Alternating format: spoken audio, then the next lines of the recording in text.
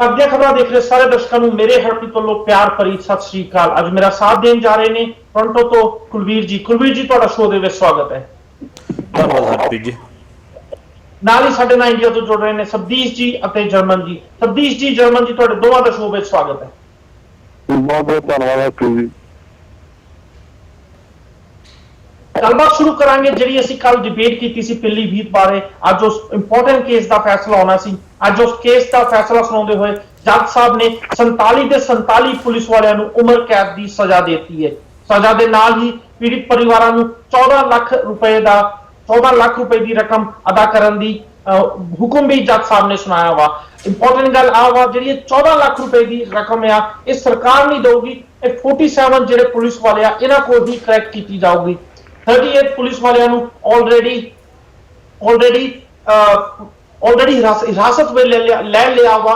9 police ਵਾਲੇ ਅਜੇ ਹਿਰਾਸਤ ਵਿੱਚ ਲੈਣਾ ਉਹਨਾਂ ਦਾ ਬਾਕੀ ਆ। ਇਹਦੇ ਨਾਲ ਹੀ ਇੱਕ ਹੋਰ ਇੰਪੋਰਟੈਂਟ ਕੇਸ ਵਿੱਚ ਪੰਜਾਬ ਵਿੱਚ ਦਵਿੰਦਰਪਾਲ ਸਿੰਘ ਭੁੱਲਰ ਨੂੰ, ਪ੍ਰੋਫੈਸਰ ਦਵਿੰਦਰਪਾਲ ਸਿੰਘ ਭੁੱਲਰ ਨੂੰ 21 ਸਾਲ ਪੁਰਾਣੇ ਚੱਲ ਰਹੇ ਟਾਡਾ ਕੇਸ ਤੋਂ ਅੱਜ ਬਰੀ ਕਰ ਦਿੱਤਾ ਗਿਆ। ਇਹਦੇ ਨਾਲ ਹੀ ਉਮੀਦ ਕੀਤੀ ਜਾ ਰਹੀ ਹੈ ਕਿ ਸ਼ਾਇਦ ਭੁੱਲਰ ਸਾਹਿਬ ਛੇਤੀ ਹੀ ਖੁੱਲੀ ਹਵਾ ਵਿੱਚ ਸਾਹ ਲੈਣਗੇ।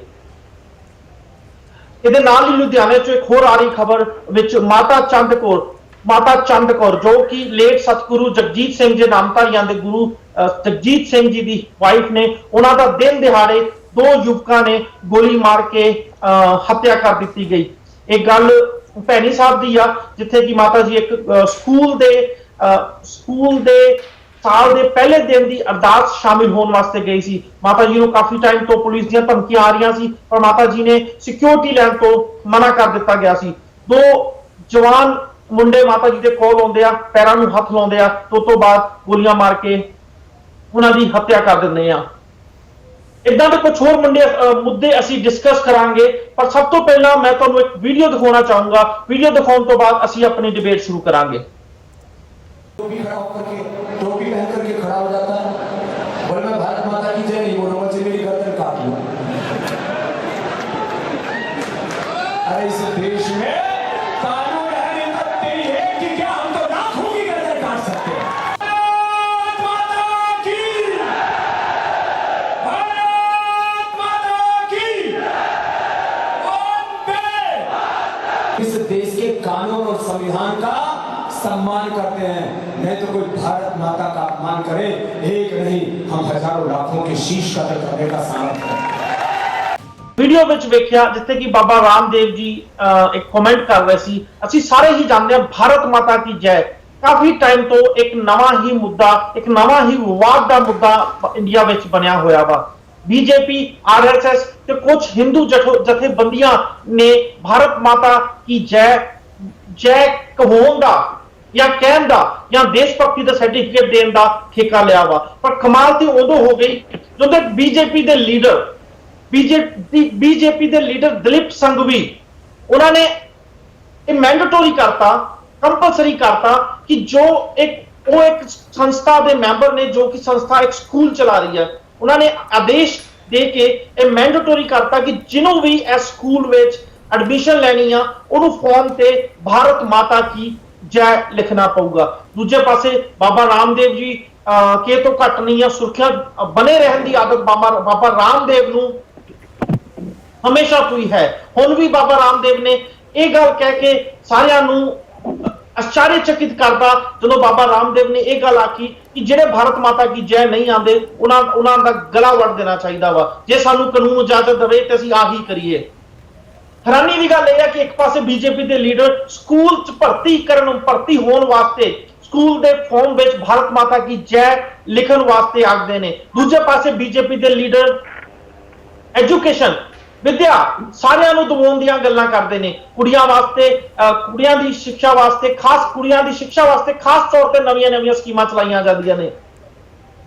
ਕਿਤੇ ਨਾ ਕਿਤੇ ਬੀਜੇਪੀ ਨੂੰ ਇਹ ਸਾਫ਼ ਤੇ ਕਰਨਾ ਪਊਗਾ ਕਿ ਐਜੂਕੇਸ਼ਨ ਸਾਰਿਆਂ ਵਾਸਤੇ ਕੰਪਲਸਰੀ ਆ। ਤੁਸੀਂ ਸਾਰੇ ਹੀ ਜਾਣਦੇ ਜੋ ਕਿ ਪ੍ਰਾਇਮਰੀ ਐਜੂਕੇਸ਼ਨ ਇੰਡੀਆ ਵਿੱਚ ਸਾਰਿਆਂ ਵਾਸਤੇ ਕੰਪਲਸਰੀ ਕੀਤੀ ਗਈ ਹੈ। ਪਰ ਹੁਣ ਕੁਐਸਚਨ ਇਹ ਪੁੱਛਣਾ ਬਣਦਾ ਹੈ ਕਿ ਜੇ ਕਿਸੇ ਨੇ ਵੀ ਸਕੂਲ ਵਿੱਚ ਐਡਮਿਸ਼ਨ ਲੈਣੀ ਹੈ ਤੇ ਭਾਰਤ ਮਾਤਾ ਕੀ ਜੈ ਨਹੀਂ ਲਿਖੂਗਾ ਤੇ ਉਹਨੂੰ ਐਡਮਿਸ਼ਨ ਦਿੱਤੀ ਜਾਊਗੀ ਜਾਂ ਨਹੀਂ ਦਿੱਤੀ ਜਾਊਗੀ। ਜੇ ਨਹੀਂ ਦਿੱਤੀ ਜਾਊਗੀ ਤੇ ਇੰਡੀਅਨ ਕਨਸਟੀਟਿਊਸ਼ਨ ਦਾ, ਇਸ ਲਾਅ ਦਾ ਕਿਤੇ ਨਾ ਕਿਤੇ ਉਲੰਘਣ ਹੋਊਗਾ।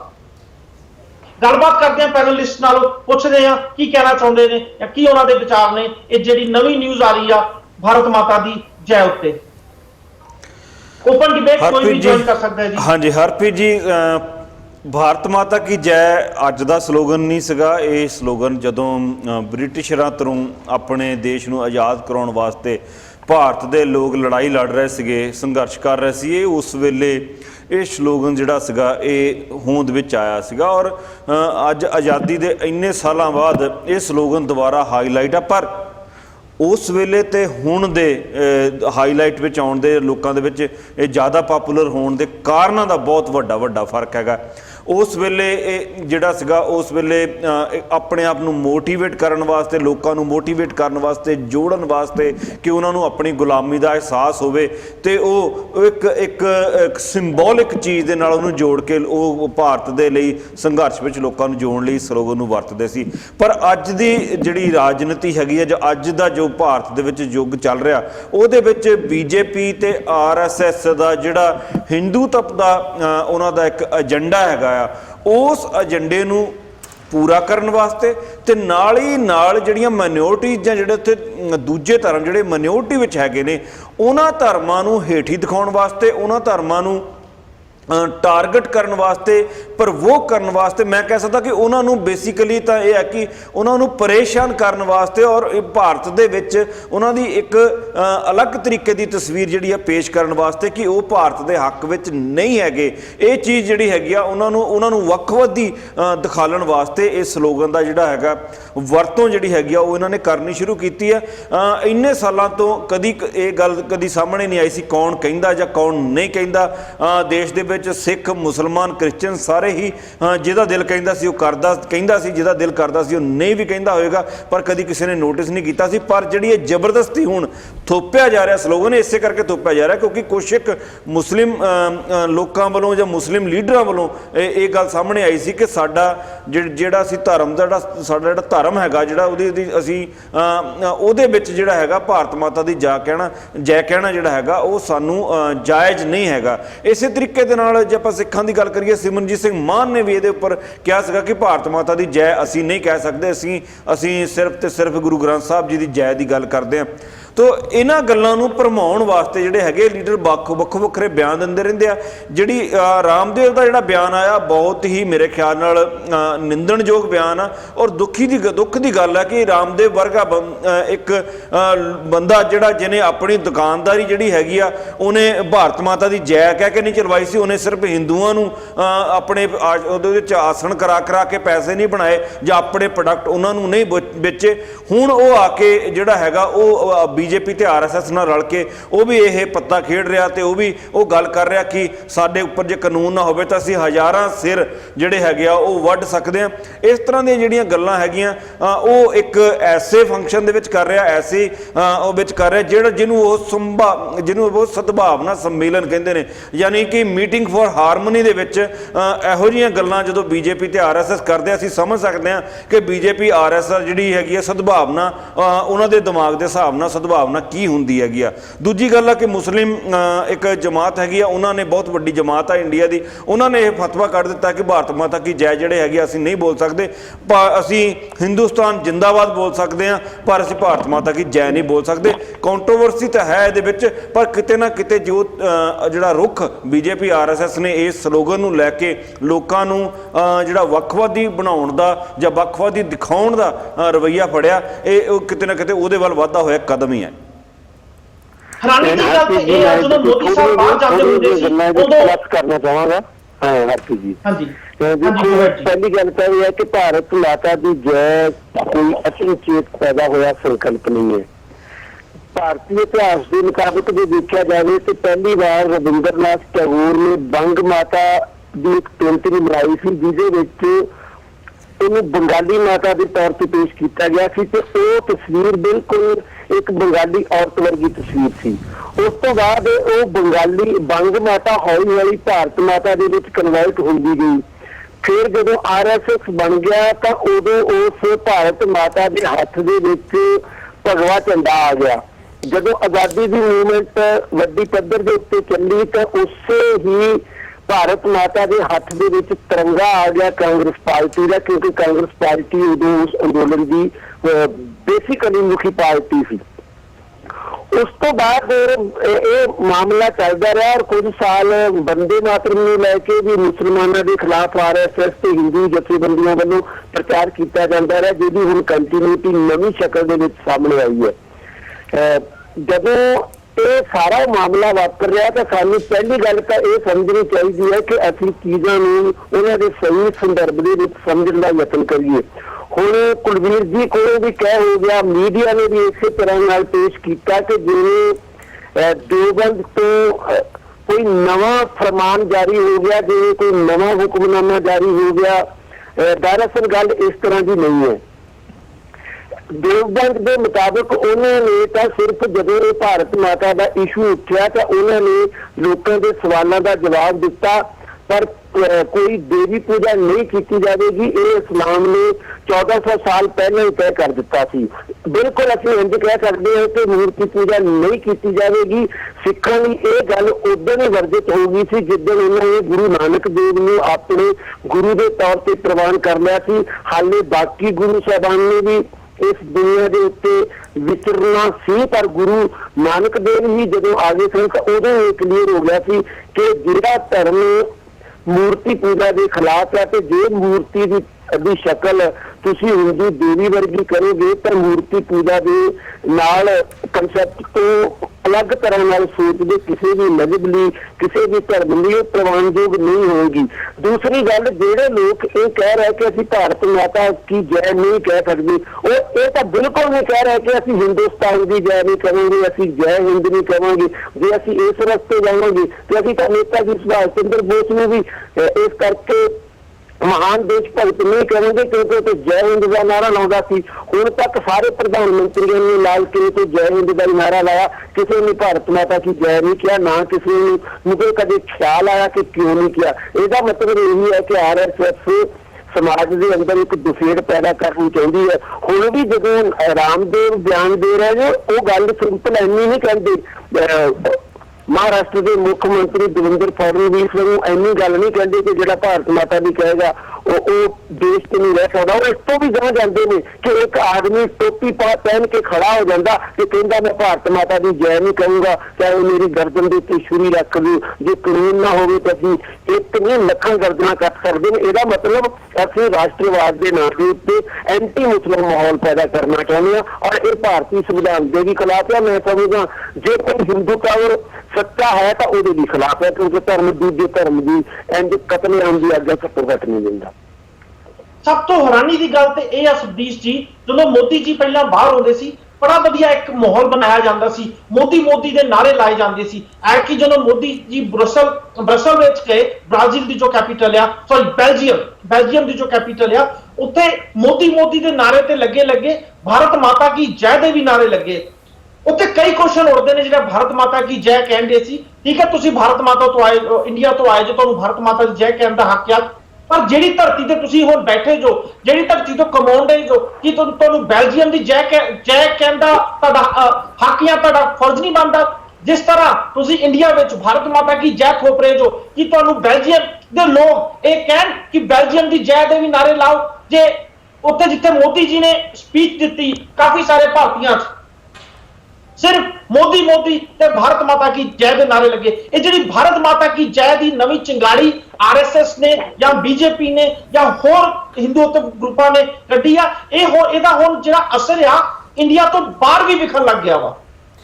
ਹਰਪ੍ਰੀਤ ਜੀ, ਮੈਂ ਕੁਝ ਗੱਲ ਕਰਨਾ ਚਾਹਾਂਗਾ। ਇਸ ਕਰਕੇ ਸਭ ਕੁਝ ਕੀਤਾ ਜਾ ਰਿਹਾ ਕਿਉਂਕਿ 2 ਸਾਲ ਲਗਭਗ ਬੀਤਣ ਵਾਲੇ ਨੇ ਤੇ ਜਿਹੜੀ ਸਰਕਾਰ ਵੱਡੇ ਵਾਅਦੇ ਕਰਕੇ ਆਈ ਸੀ 15 ਲੱਖ ਰੁਪਇਆ ਉਹਨਾਂ ਨੇ ਹਰ ਬੰਦੇ ਦੇ ਅਕਾਊਂਟ ਦੇ ਵਿੱਚ ਪਾ ਦੇਣਾ ਸੀ, ਕਾਲਾ ਧਨ ਵਾਪਸ ਮੰਗਵਾ ਕੇ। ਉਹ ਕਾਲਾ ਧਨ ਵਾਪਸ ਤਾਂ ਕੀ ਹੋਣਾ, ਮਾਲਿਆ ਵਰਗੇ 9000 ਕਰੋੜ ਰੁਪਇਆ ਲੈ ਕੇ ਦੇਸ਼ ਦਾ ਭੱਜ ਜਾਂਦੇ ਨੇ ਤੇ ਸਾਡੇ ਦੇਸ਼ ਦੇ ਵਿੱਤ ਮੰਤਰੀ ਤੋਂ ਲੈ ਕੇ ਰਿਜ਼ਰਵ ਬੈਂਕ ਦੇ ਗਵਰਨਰ ਤੱਕ ਤੇ BJP ਦਾ ਹਰ ਬੁਲਾਰਾ ਇਹ ਕਹਿੰਦਾ ਕਿ ਜੇ ਕੋਈ ਬੰਦਾ ਕਰਜ਼ਾ ਲੈ ਕੇ ਮੋੜਦਾ ਨਹੀਂ ਤਾਂ ਉਹਨੂੰ ਅਪਰਾਧੀ ਨਹੀਂ ਕਹਿ ਦਿੱਤਾ ਜਾਣਾ ਚਾਹੀਦਾ, ਕਿਉਂਕਿ ਕਰਜ਼ਾ ਆਲਰੇਡੀ ਇੱਕ ਰਿਸਕ ਵਰਗੀ ਚੀਜ਼ ਆ। ਜੇ ਉਹਦਾ ਬਿਜ਼ਨਸ ਨਹੀਂ ਚੱਲੇਗਾ ਤੇ ਉਹ ਕਿਵੇਂ ਮੋੜ ਸਕਦਾ? ਗਲਤੀ ਸਿਰਫ ਇਹ ਹੋਈ ਆ ਕਿ ਇਹਦੇ ਕੋਲੇ ਪ੍ਰੋਪਰਟੀ ਘੱਟ ਸੀ ਤੇ ਕਰਜ਼ਾ ਵੱਧ ਦਿੱਤਾ ਜਾਂ ਹੋਰ ਤੇ ਕੋਈ ਗਲਤੀ ਨਹੀਂ, ਨਾ ਉਹਦੀ ਗਲਤੀ ਹੈ ਕਿ ਉਹ ਪੈਸੇ ਲੈ ਕੇ ਭੱਜ ਗਿਆ। ਇੱਕ ਪਾਸੇ ਤੁਸੀਂ ਕਾਲਾ ਧਨ ਲਗਾਉਣ ਦੀਆਂ ਗੱਲਾਂ ਕਰਦੇ, ਦੂਜੇ ਪਾਸੇ ਤੁਸੀਂ ਏਦਾਂ ਦੀਆਂ ਗੱਲਾਂ ਕਰਦੇ, ਫਿਰ ਚਾਰਾ ਕੋਈ ਨਹੀਂ ਬਚਦਾ ਬੀਜੇਪੀ RSS ਕੋਲੇ ਕਿ ਉਹ ਗਾਂ ਦਾ ਮੁੱਦਾ ਲਿਆ ਵੀ, ਉਹ ਭਾਰਤ ਮਾਤਾ ਕੀ ਜੈ ਦਾ ਮੁੱਦਾ ਲਿਆ ਵੀ, ਕਿਉਂਕਿ ਇੰਡੀਆ ਦਾ ਕੋਈ ਵਿਕਾਸ ਤਾਂ ਹੋਇਆ ਨਹੀਂ, ਨਾਰੇ ਜਿੰਨੀ ਮਰਜ਼ੀ ਲੱਗੇ ਹੁਣ ਵਿਦੇਸ਼ਾਂ 'ਚ ਵੀ ਨਿਵੇਸ਼ ਇੰਡੀਆ 'ਚ ਕੋਈ ਨਹੀਂ ਹੋ ਰਿਹਾ। ਔਰ ਮੈਂ ਇਹ ਸਮਝਦਾ ਕਿ ਇਹ ਬੀਜੇਪੀ ਲਈ ਬਹੁਤ ਮਹਿੰਗਾ ਸੌਦਾ, ਕਿਉਂਕਿ ਦੁਨੀਆ ਦੀ ਕੋਈ ਵੀ ਪੂੰਜੀ ਕਿਸੇ ਵੀ ਮੁਲਕ ਦੇ ਵਿੱਚ ਕਦੇ ਨਹੀਂ ਜਾਵੇਗੀ ਜੇ ਇਹਨੂੰ ਲੱਗਦਾ ਹੋਵੇ ਕਿ ਉਸ ਮੁਲਕ ਦੇ ਵਿੱਚ ਸ਼ਾਂਤੀ ਨਹੀਂ, ਕਿਉਂਕਿ ਵਿਕਾਸ ਦਾ ਸਿੱਧਾ ਸੰਬੰਧ ਸ਼ਾਂਤੀ ਨਾਲ ਆ ਤੇ ਇਹੋ ਜਿਹੇ ਨਾਅਰਿਆਂ ਦੇ ਉੱਤੇ ਕਤਾਰਬੰਦੀ ਕਰਨਾ ਸ਼ਾਂਤੀ ਨੂੰ ਭੰਗ ਕਰਦਾ। ਮੈਨੂੰ ਤਾਂ ਸਮਝ ਨਹੀਂ ਆਉਂਦੀ ਕਿ ਕਾਂਗਰਸ ਦੇ ਖਿਲਾਫ ਐਡੀ ਵੱਡੀ ਮੁਹਿੰਮ ਚਲਾਉਣ ਤੋਂ ਬਾਅਦ ਜੇ ਮੋਦੀ ਸਾਹਿਬ ਸੱਤਾ ਦੇ ਵਿੱਚ ਆਏ ਤੇ ਇਹਨੂੰ ਇੰਨੀ ਛੋਟੀ ਜਿਹੀ ਗੱਲ ਦਾ ਵੀ ਇਲਮ ਕਿਉਂ ਨਹੀਂ ਕਿ ਸ਼ਾਂਤੀ ਤੋਂ ਬਿਨਾਂ ਵਿਕਾਸ ਸੰਭਵ ਨਹੀਂ। ਸਰਦੀਪ ਜੀ, ਜੇ ਤੁਸੀਂ ਮਾਲਿਆ ਸਾਹਿਬ ਦੀ ਗੱਲ ਕਰ ਰਹੇ ਹੋ ਕਿ ਮਾਲਿਆ ਸਾਹਿਬ ਬਾਹਰ ਭੱਜ ਗਏ, ਬੀਜੇਪੀ ਕੁਝ ਨਹੀਂ ਕਰ ਪਾਈ, ਜੇ ਤੁਸੀਂ ਦੇਖੋ ਟੈਕਨੀਕਲੀ ਮੋਦੀ ਸਾਹਿਬ ਨੇ ਇਹਦੇ ਵਾਸਤੇ ਵੀ ਆਪਣੀ ਪਿੱਠ ਥਪਥਪਾਈ। ਮੋਦੀ ਸਾਹਿਬ ਸਪੀਚ ਦਿੰਦੇ ਹੋਏ ਬੋਲਦੇ ਆ ਕਿ ਜਦੋਂ ਮੈਂ ਮਾੜਾ ਜਿਹਾ ਸਕਰੂ ਟਾਈਟ ਕਰਨ ਦੀ ਕੋਸ਼ਿਸ਼ ਕੀਤੀ, ਤੁਸੀਂ ਦੇਖਿਆ ਕਿੱਦਾਂ ਲੋਕ ਡਰ ਕੇ ਭੱਜੇ। ਮਾਰਕੀਟਿੰਗ ਸਟਾਈਲ ਜਾਂ ਸਪੀਚ ਸਟਾਈਲ ਦੇਖੋ, ਹਰ ਚੀਜ਼ ਵਾਸਤੇ ਕ੍ਰੈਡਿਟ ਲੈਣ ਦੀ ਕੋਸ਼ਿਸ਼ ਕੀਤੀ ਜਾ ਰਹੀ ਆ। ਕ੍ਰੈਡਿਟ ਲੈਣਾ ਬਹੁਤ ਵਧੀਆ ਗੱਲ ਹੈ, ਕ੍ਰੈਡਿਟ ਲੈਣਾ ਹਰ ਬੰਦੇ ਦਾ ਬਣਦਾ ਜਿਹੜਾ ਕੰਮ ਕਰਦਾ ਹੈ, ਪਰ ਗਲਤ ਕੰਮ ਵਾਸਤੇ ਵੀ ਕ੍ਰੈਡਿਟ ਤੁਸੀਂ ਲਓ, ਸਹੀ ਕੰਮ ਵਾਸਤੇ ਵੀ ਕ੍ਰੈਡਿਟ ਤੁਸੀਂ ਲਓ।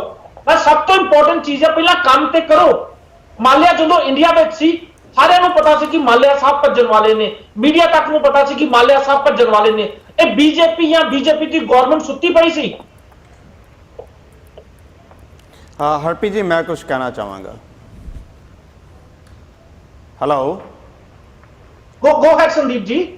हरप्रीत जी देखो, मैं पुराने मुद्दे ते वापस लियावांगा भारत माता की जय वाले मसले दे उत्ते, ते मैं इन्ना जरूर कहांगा कि बीजेपी के इतिहास नूं अगर मैं झाती मार के देखदा तो मेरा ध्यान जांदा आ जनसंघ वाल। जनसंघ तो पहला अगर मेरा ध्यान जांदा है तो RSS ते जांदा है। ਵਿਚਕਾਰਲੇ ਥੋੜੇ ਸਮੇਂ ਦੇ ਵਿੱਚ ਜਨਤਾ ਪਰਿਵਾਰ ਦੇ ਨਾਲ ਵੀ ਧਿਆਨ ਚਲੇ ਜਾਂਦਾ, ਪਰ ਚਲੋ ਮੈਂ ਉਸ ਸਮੇਂ 'ਚ ਨਾ ਜਾਂਦਾ ਹੋਇਆ। ਮੈਂ ਹੈਰਾਨ ਤਾਂ ਇਸ ਗੱਲ ਹੋ ਰਿਹਾ ਸੀ, ਦੇਖੋ ਮੈਨੂੰ ਤਾਂ ਕੋਈ ਫਰਕ ਨਹੀਂ ਪੈਂਦਾ ਕਿ ਕੋਈ ਭਾਰਤ ਮਾਤਾ ਕੀ ਜੈ ਕਹਿ ਰਿਹਾ ਕਿ ਨਹੀਂ ਕਹਿ ਰਿਹਾ।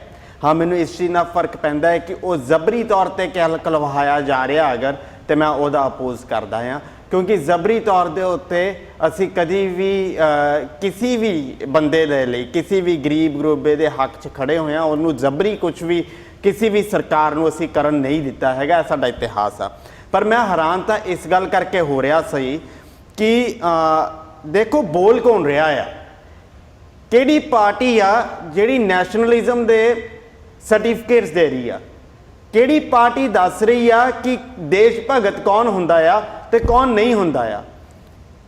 ਮੈਨੂੰ ਬਟੇਸ਼ਵਰ 27 ਅਗਸਤ 1942 ਦਾ ਉਹ ਸੀਨ ਯਾਦ ਆ ਰਿਹਾ ਆ, ਜਿਸ ਦੇ ਵਿੱਚ ਇਹਨਾਂ ਦਾ ਪ੍ਰਧਾਨ ਮੰਤਰੀ ਕਾਕੂਆ ਅਤੇ ਮਹੋਨ ਦੇ ਅਗੇਂਸਟ ਕੋਰਟ ਦੇ ਵਿੱਚ ਗਵਾਹੀ ਦਿੰਦਾ ਆ ਸਤੰਬਰ 1 1942 ਨੂੰ ਕਿ 27 ਅਗਸਤ 1942 ਨੂੰ ਬਟੇਸ਼ਵਰ ਪਿੰਡ ਦੇ ਵਿੱਚ ਕੀ ਹੋਇਆ ਸੀਗਾ S ਹਸਨ 2 ਕਲਾਸ ਮੈਜਿਸਟ੍ਰੇਟ ਦੇ ਸਾਹਮਣੇ। ਹੁਣ ਵਾਜਪਾਈ ਸਾਹਿਬ ਇਹੋ ਜਿਹੀਆਂ ਆਪ ਤਾਂ ਉਹਨਾਂ ਲੋਕਾਂ ਨਾਲ ਗਦਾਰੀਆਂ ਕੀਤੀਆਂ ਜਿਹੜੇ ਇਹਨਾਂ ਦੇ ਦੇਸ਼ ਦੀ ਆਜ਼ਾਦੀ ਲਈ ਲੜ ਰਹੇ ਸੀ, ਉਹਨਾਂ ਨਾਲ ਗਦਾਰੀ ਕਰਕੇ ਅੱਜ ਉਹਨਾਂ ਦੀ ਜਿਹੜੀ ਪਾਰਟੀ ਆ ਉਹ ਸਰਟੀਫਿਕੇਟਸ ਦੇ ਰਹੀ ਹੈ ਨੈਸ਼ਨਲਿਜ਼ਮ ਦਾ। 17 ਜੁਲਾਈ 1947 ਨੂੰ ਇਹਨਾਂ ਦੀ ਜਿਹੜੀ ਇਹਨਾਂ ਨੂੰ ਜਨਮ ਦੇਣ ਵਾਲੀ ਜਿਹੜੀ ਜਥੇਬੰਦੀ ਆ RSS, ਉਹਨਾਂ ਨੇ ਨੈਸ਼ਨਲ ਫਲੈਗ ਦਾ ਸ਼ਰੇਆਮ ਆਪੋਜੀਸ਼ਨ ਕੀਤੀ ਹੈ। ਹਿਸਟੋਰੀਕਲ ਫੈਕਟ ਆ, ਡੇਟ 17 ਜੁਲਾਈ 1947। 30 ਨਵੰਬਰ 1949 ਨੂੰ ਇਹਨਾਂ ਨੇ ਇੰਡੀਅਨ ਕਨਸਟੀਟਿਊਸ਼ਨ ਦਾ ਅਪੋਜ਼ ਕੀਤਾ ਕਿਉਂਕਿ ਉਸ ਦੇ ਵਿੱਚ ਅਨਟਚੇਬਿਲਿਟੀ ਸੀਗੀ, ਕਿਉਂਕਿ ਇਹ ਸਮਝਦੇ ਨੇ ਕਿ ਇਨਸਾਨ 4 ਪ੍ਰਕਾਰਾਂ ਦਾ ਹੁੰਦਾ ਆ, ਜਿਹੜਾ ਚੌਥਾ ਪ੍ਰਕਾਰ ਇਨਸਾਨ ਆ ਉਹ ਐਕਚੁਅਲ 'ਚ ਇਨਸਾਨ ਹੈ ਨਹੀਂ, ਉਹਨੂੰ ਹੱਥ ਲਾਏ ਅਪਵਿੱਤਰ ਹੋ ਜਾਂਦੇ ਨੇ।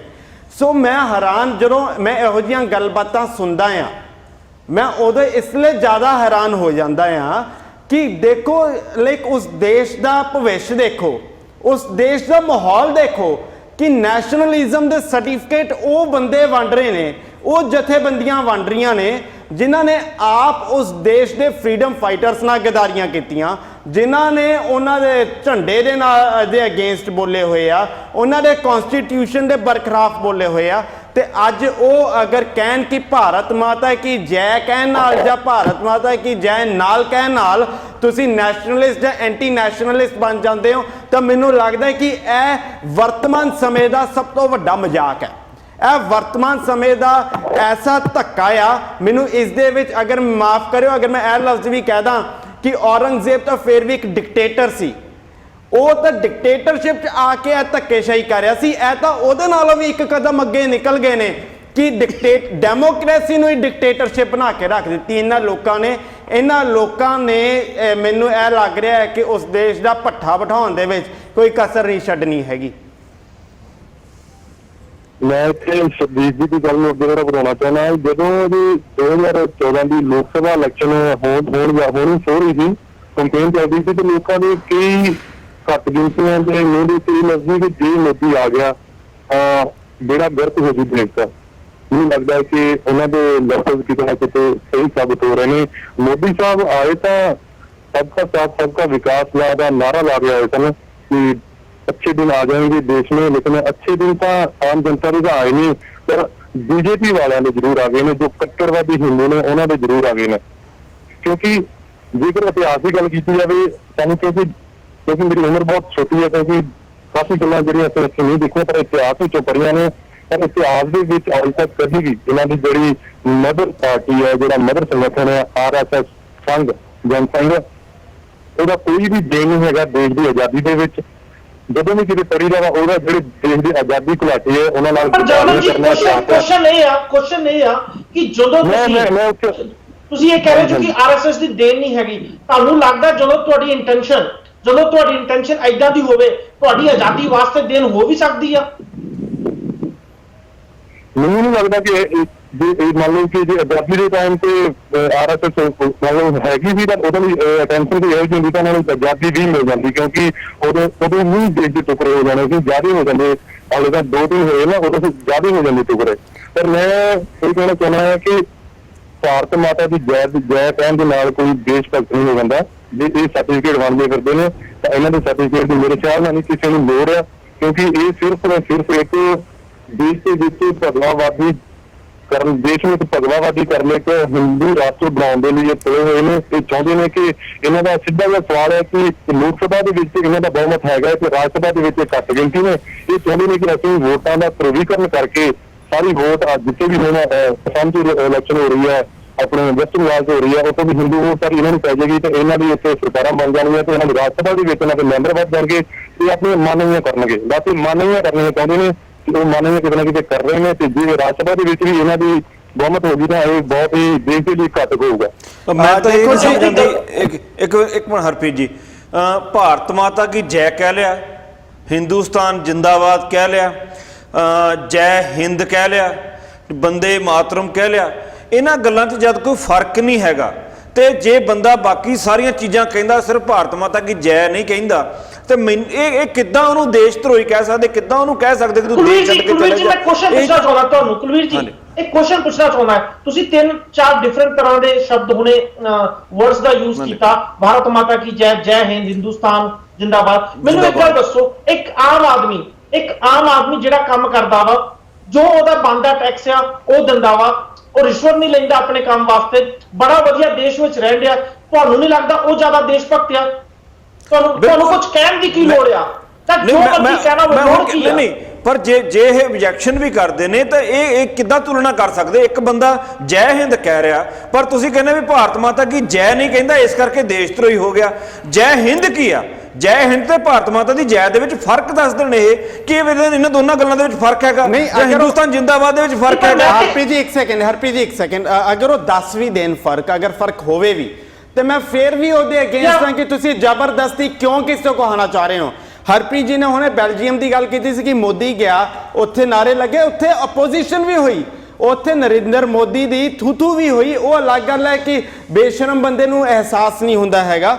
ਮੈਂ ਤਾਂ ਹੈਰਾਨ ਇਸ ਗੱਲ ਤੇ ਹਾਂ, ਮਾਫ ਕਰਿਓ ਮੇਰੇ ਲਫ਼ਜ਼ਾਂ ਨੂੰ, ਮੈਂ ਹੈਰਾਨ ਇਸ ਗੱਲ ਤੇ ਹਾਂ ਕਿ ਬੀਜੇਪੀ ਕੋਲੇ ਕੈਂਡੀਡੇਟਸ ਕਿੱਦਾਂ ਦੇ ਆ। ਅਟਲ ਬਿਹਾਰੀ ਵਾਜਪਾਈ ਪ੍ਰਧਾਨ ਮੰਤਰੀ ਬਣਦਾ ਆ ਜਿਹੜਾ ਇਤਿਹਾਸ ਐਸਾ ਆ। ਮੋਦੀ ਪ੍ਰਧਾਨ ਮੰਤਰੀ ਬਣਦਾ ਆ ਜਿਨੇ ਇੱਕ ਨਾ ਮਾਸ ਮਰਡਰ ਦੇ ਇਲਜ਼ਾਮ ਜਿਹੜੇ ਤੇ ਲੱਗਦੇ ਨੇ। ਗੁਜਰਾਤ ਦੇ ਵਿੱਚ ਹਿੰਦੂਆਂ ਨੂੰ ਜਿਹਨੇ ਮੁਸਲਮਾਨਾਂ ਨੂੰ ਖੋ ਕੇ ਮਾਰਿਆ ਆ, ਉਹਦੇ ਇਲਜ਼ਾਮ ਜਿਸ ਬੰਦੇ ਤੇ ਲੱਗਦੇ ਨੇ ਉਹ ਪ੍ਰਧਾਨ ਮੰਤਰੀ ਬਣਦਾ ਆ। ਮੈਂ ਤਾਂ ਇਤਿਹਾਸ ਦੇ ਜਿਹੜੀ ਗੱਲ ਮੈਂ ਕਰਨੀ ਚਾਹ ਰਿਹਾ ਹਾਂ ਕਿ ਜਦੋਂ ਮੈਂ ਪੰਜਾਬ ਦੇ ਵਿੱਚ ਪੜ੍ਹਦਾ ਸੀ ਉਦੋਂ ਮੈਨੂੰ ਇੱਕ ਸਟੋਰੀ ਪੜ੍ਹਾਈ ਗਈ ਜਿਸ ਦੇ ਵਿੱਚ ਅਖੀਰਲੀ ਲਾਈਨ ਜਿਹੜੀ ਆਂਦੀ ਹੁੰਦੀ ਸੀ, ਮੈਨੂੰ ਅਜੇ ਵੀ ਥੋੜੀ ਯਾਦ ਆਓ, ਕਿ ਜਿਹੜਾ ਭਾਰਤ ਦਾ ਨਾਮ ਆ ਉਹ ਦਸ਼ਰਥ ਦੇ ਪੁੱਤ ਦੇ ਨਾਂ ਤੇ ਪਿਆ ਆ, ਭਰਤ ਦੇ ਨਾਂ ਤੇ। ਹੁਣ ਮੈਂ ਇਹ ਜਾਣਨਾ ਚਾਹ ਰਿਹਾ ਕਿ ਅਗਰ ਕਿ ਨਾਮ ਉਹ ਤਾਂ ਸੀਗਾ ਮੇਲ, ਇਹਨਾਂ ਨੇ ਬਣਾਤੀ ਫੀਮੇਲ, ਗਾਂਧੀ ਬਣ ਗਿਆ ਪਿਓ, ਹੁਣ ਇਹਨਾਂ ਦੇ ਰਿਲੇਸ਼ਨਸ ਕੀ ਕੱਢਾਂ ਮੈਂ? ਲਾਈਕ ਬਿਨਾਂ ਗੱਲ ਤੋਂ ਤੁਸੀਂ ਇੱਕ ਡਿਵੈਲਪਿੰਗ ਕੰਟਰੀ 'ਚ ਰਹਿ ਰਹੇ ਹੋ, ਤੁਸੀਂ 21ਵੀਂ ਸਦੀ ਦੇ ਵਿੱਚੋਂ ਤੁਸੀਂ ਕਿਹੋ ਜਿਹੀਆਂ ਗੱਲਾਂ ਦੇ ਉੱਤੇ ਲੋਕਾਂ ਨੂੰ ਡਿਵਾਈਡ ਕਰਨ ਦੀ ਕੋਸ਼ਿਸ਼ ਕਰ ਰਹੇ ਹੋ? ਜਿੰਨੇ ਨਾਰਾ ਲਾਣਾ ਹੈ ਲਾਵੇ, ਜਿੰਨੇ ਨਹੀਂ ਲਾਣਾ ਉਹ ਤੇ ਕਿਹੜੀ ਕਿਰਪਾਨ ਹੈ? ਕਿਉਂ ਜ਼ਬਰਦਸਤੀ ਹੈ ਕਿ ਲਾਣਾ ਹੈ? ਨਹੀਂ ਲਾਉਂਦੇ ਨਾਰਾ, ਲੋਕ ਕਰ ਲੋ ਜੋ ਕਰਨਾ ਆ। ਜਿਹੜੀ ਮੈਂ ਗੁਜਰਾਤ ਦੀ ਗੱਲ ਕਰ ਰਿਹਾ ਸੀ, ਦਲੀਪ ਸੰਘਵੀ ਨੇ ਜਿਹੜਾ ਬਿਆਨ ਦਿੱਤਾ ਹੈ ਕਿ ਜੇ ਤੁਸੀਂ ਸਕੂਲ ਦੇ ਐਡਮਿਸ਼ਨ ਫਾਰਮ ਤੇ ਉੱਤੇ ਕੋਈ ਕਲੌਜ਼ ਨਹੀਂ ਹੈ, ਆਈ ਮੀਨ ਕੋਈ ਅੱਡ ਫਾਰਮ ਤੇ ਲਿਖਿਆ ਨਹੀਂ ਹੋਇਆ ਕਿ ਭਾਰਤ ਮਾਤਾ ਕੀ ਜੈ ਨੂੰ ਤੁਸੀਂ ਟਿਕ ਕਰਨਾ ਵਾ, ਉਹ ਪਹਿਲਾਂ ਤੋਂ ਚੱਲਦਾ ਆ ਰਿਹਾ ਫਾਰਮ ਹੈ। ਇਹ ਸੰਸਥਾ 4 ਸਕੂਲ ਗੁਜਰਾਤ ਵਿੱਚ ਕੰਟਰੋਲ ਕਰਦੀ ਹੈ। ਇਹ ਸੰਸਥਾ ਇਹ ਕਹਿ ਰਹੀ ਹੈ ਕਿ ਜੇ ਫਾਰਮ ਤੇ ਤੁਸੀਂ ਭਾਰਤ ਮਾਤਾ ਕੀ ਜੈ ਲਿਖ ਕੇ ਦੋਗੇ, ਤੁਹਾਡੀ ਐਡਮਿਸ਼ਨ, ਤੁਹਾਡੀ ਐਪਲੀਕੇਸ਼ਨ ਅਸੀਂ ਕਾਊਂਟ ਵੀ ਕਰਾਂਗੇ।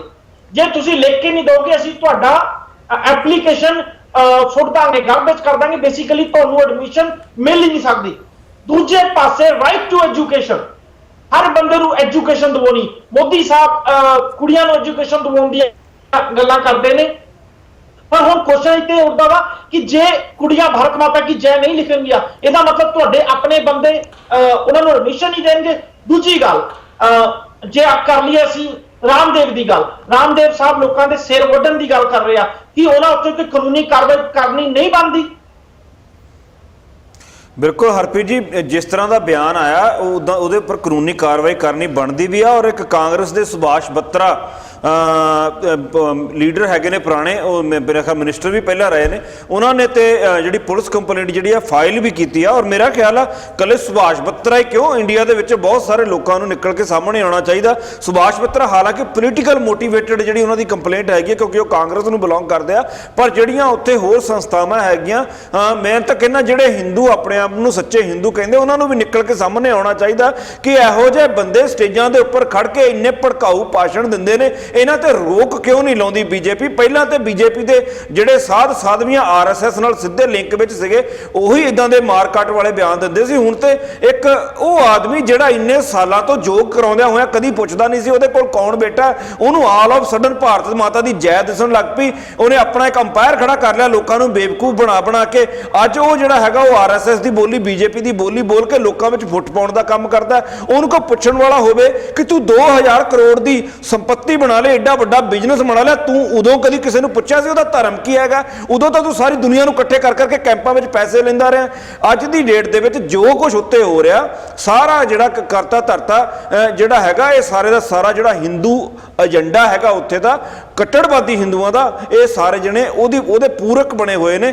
ਮੈਂ ਤੇ ਖਾਸ ਤੌਰ ਤੇ ਕਹਾਂਗਾ ਕਿ ਜਿਹੜੇ ਸੁਹਿਰਦ, ਜਿਹੜੇ ਸੁਲਝੇ ਹੋਏ ਹਿੰਦੂ ਹੈਗੇ ਨੇ, ਸੱਚੇ ਹਿੰਦੂ ਹੈਗੇ ਨੇ, ਉਹਨਾਂ ਲੋਕਾਂ ਨੂੰ ਇਹਨਾਂ ਲੋਕਾਂ ਦੇ ਖਿਲਾਫ ਖੜਨਾ ਚਾਹੀਦਾ। ਕਿਉਂਕਿ ਜਦੋਂ ਕੋਈ ਹੋਰ ਕਮਿਊਨਿਟੀ ਦਾ ਬੋਲਦਾ ਤੇ ਇਹ ਉਹਨੂੰ ਵੱਖਵਾਦੀ ਦੱਸਦੇ ਨੇ, ਇਹ ਉਹਨੂੰ ਦੇਸ਼ ਧਰੋਹੀ ਦੱਸਦੇ ਨੇ, ਉਹਨੂੰ ਅੱਤਵਾਦੀ ਦੱਸਦੇ ਨੇ। ਇਹਨਾਂ ਨੇ ਕੁਛ ਨਾ ਕੁਛ ਉਹਦੇ ਉੱਪਰ ਸਿਰ ਮੜ ਦੇਣਾ। ਪਰ ਐਟਲੀਸਟ ਜਦੋਂ ਹਿੰਦੂ ਇਹਨਾਂ ਦੇ ਖਿਲਾਫ ਬੋਲਣ ਲੱਗਣਗੇ, ਜਿਹੜੇ ਸੱਚੇ ਹਿੰਦੂ ਹੈਗੇ ਨੇ, ਉਹ ਘੱਟੋ ਘੱਟ ਇਹਨਾਂ ਨੂੰ ਉਹਨਾਂ ਦੇ ਉੱਪਰ ਕੋਈ ਇਲਜ਼ਾਮ ਲਾਉਣ ਤੋਂ ਪਹਿਲਾਂ 100 ਵਾਰ ਸੋਚਣਾ ਪਏਗਾ। ਕੁਲਦੀਪ ਜੀ, ਬਹੁਤ ਪ੍ਰੋਬਲਮ ਕੀ ਹੈ ਕਿ ਭਾਰਤੀ ਜਨਤਾ ਪਾਰਟੀ ਕੋਲੇ, ਆਰਐਸਐਸ ਕੋਲੇ ਕੋਈ ਐਸਾ ਇਤਿਹਾਸ ਨਹੀਂ ਹੈ ਜਿਹਦੇ ਉੱਤੇ ਮਾਣ ਕਰ ਸਕੇ। ਜਦੋਂ ਤੁਹਾਡੇ ਕੋਲ ਮਾਣ ਕਰਨ ਯੋਗ ਇਤਿਹਾਸ ਨਹੀਂ ਹੁੰਦਾ, ਤੁਹਾਡੇ ਦੀ ਸਭ ਤੋਂ ਵੱਡੀ ਪ੍ਰੋਬਲਮ ਇਹ ਹੁੰਦੀ ਹੈ ਕਿ ਤੁਸੀਂ ਆਪਣਾ ਇੱਕ ਫਿਰ ਕ੍ਰੀਏਟਡ ਕਿਸਮ ਦਾ ਇਤਿਹਾਸ ਖੜਾ ਕਰਦੇ ਹੋ।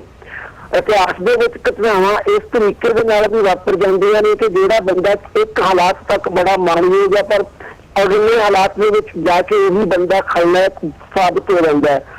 ਵੀਰ ਸਾਵਰਕਰ ਦਾ ਬਹੁਤ ਵੱਡਾ ਯੋਗਦਾਨ ਸੀ 20ਵੀਂ ਸਦੀ ਦੇ ਸ਼ੁਰੂਆਤੀ ਸਾਲਾਂ ਦੇ ਵਿੱਚ, 1912-14 ਤੱਕ।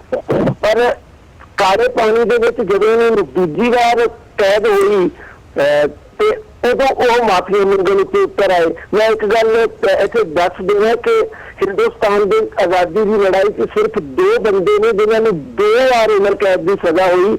ਇੱਕ ਵੀਰ ਸਾਵਰਕਰ ਨੂੰ ਤੇ ਦੂਜੀ ਕੈਦ ਹੋ ਰਹੀ ਬਾਬਾ ਗੁਰਮੁਖ ਸਿੰਘ ਲਲਤੋਂ ਨੂੰ, ਗਦਰ ਪਾਰਟੀ ਨਾਲ ਸੰਬੰਧਿਤ ਬੰਦੇ ਨੂੰ।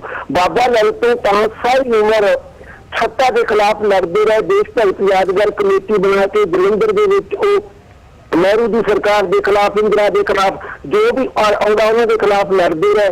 ਪਰ ਸਾਵਰਕਰ ਨੇ ਮਾਫੀਆਂ ਮੰਗ ਲਈਆਂ ਤੇ ਜੇਲ੍ਹ ਦੇ ਵਿੱਚ ਰਿਹਾ ਹੋ ਗਏ। ਹਿੰਦੂ ਮਹਾਸਭਾ ਆ ਕੇ ਬਣਾ ਲਈ, ਜਿਹਦੇ ਵਿੱਚ ਇਹ ਵੀ ਕਹਿਣਾ ਸ਼ੁਰੂ ਕਰ ਦਿੱਤਾ ਕਿ ਆਜ਼ਾਦੀ ਦੀ ਲੜਾਈ ਹੀ ਗਲਤ ਸੀ। ਉਸ ਤੋਂ ਬਾਅਦ ਤੁਸੀਂ ਏਅਰਪੋਰਟ ਦਾ ਨਾਂ ਕਾਲੇ ਪਾਣੀ ਜਾ ਕੇ ਵਾਜਪਾਈ ਦੀ ਸਰਕਾਰ ਵੇਲੇ ਸਾਵਰਕਰ ਦੇ ਨਾਂ ਦੇ ਉੱਤੇ ਰੱਖ ਦਿਓ।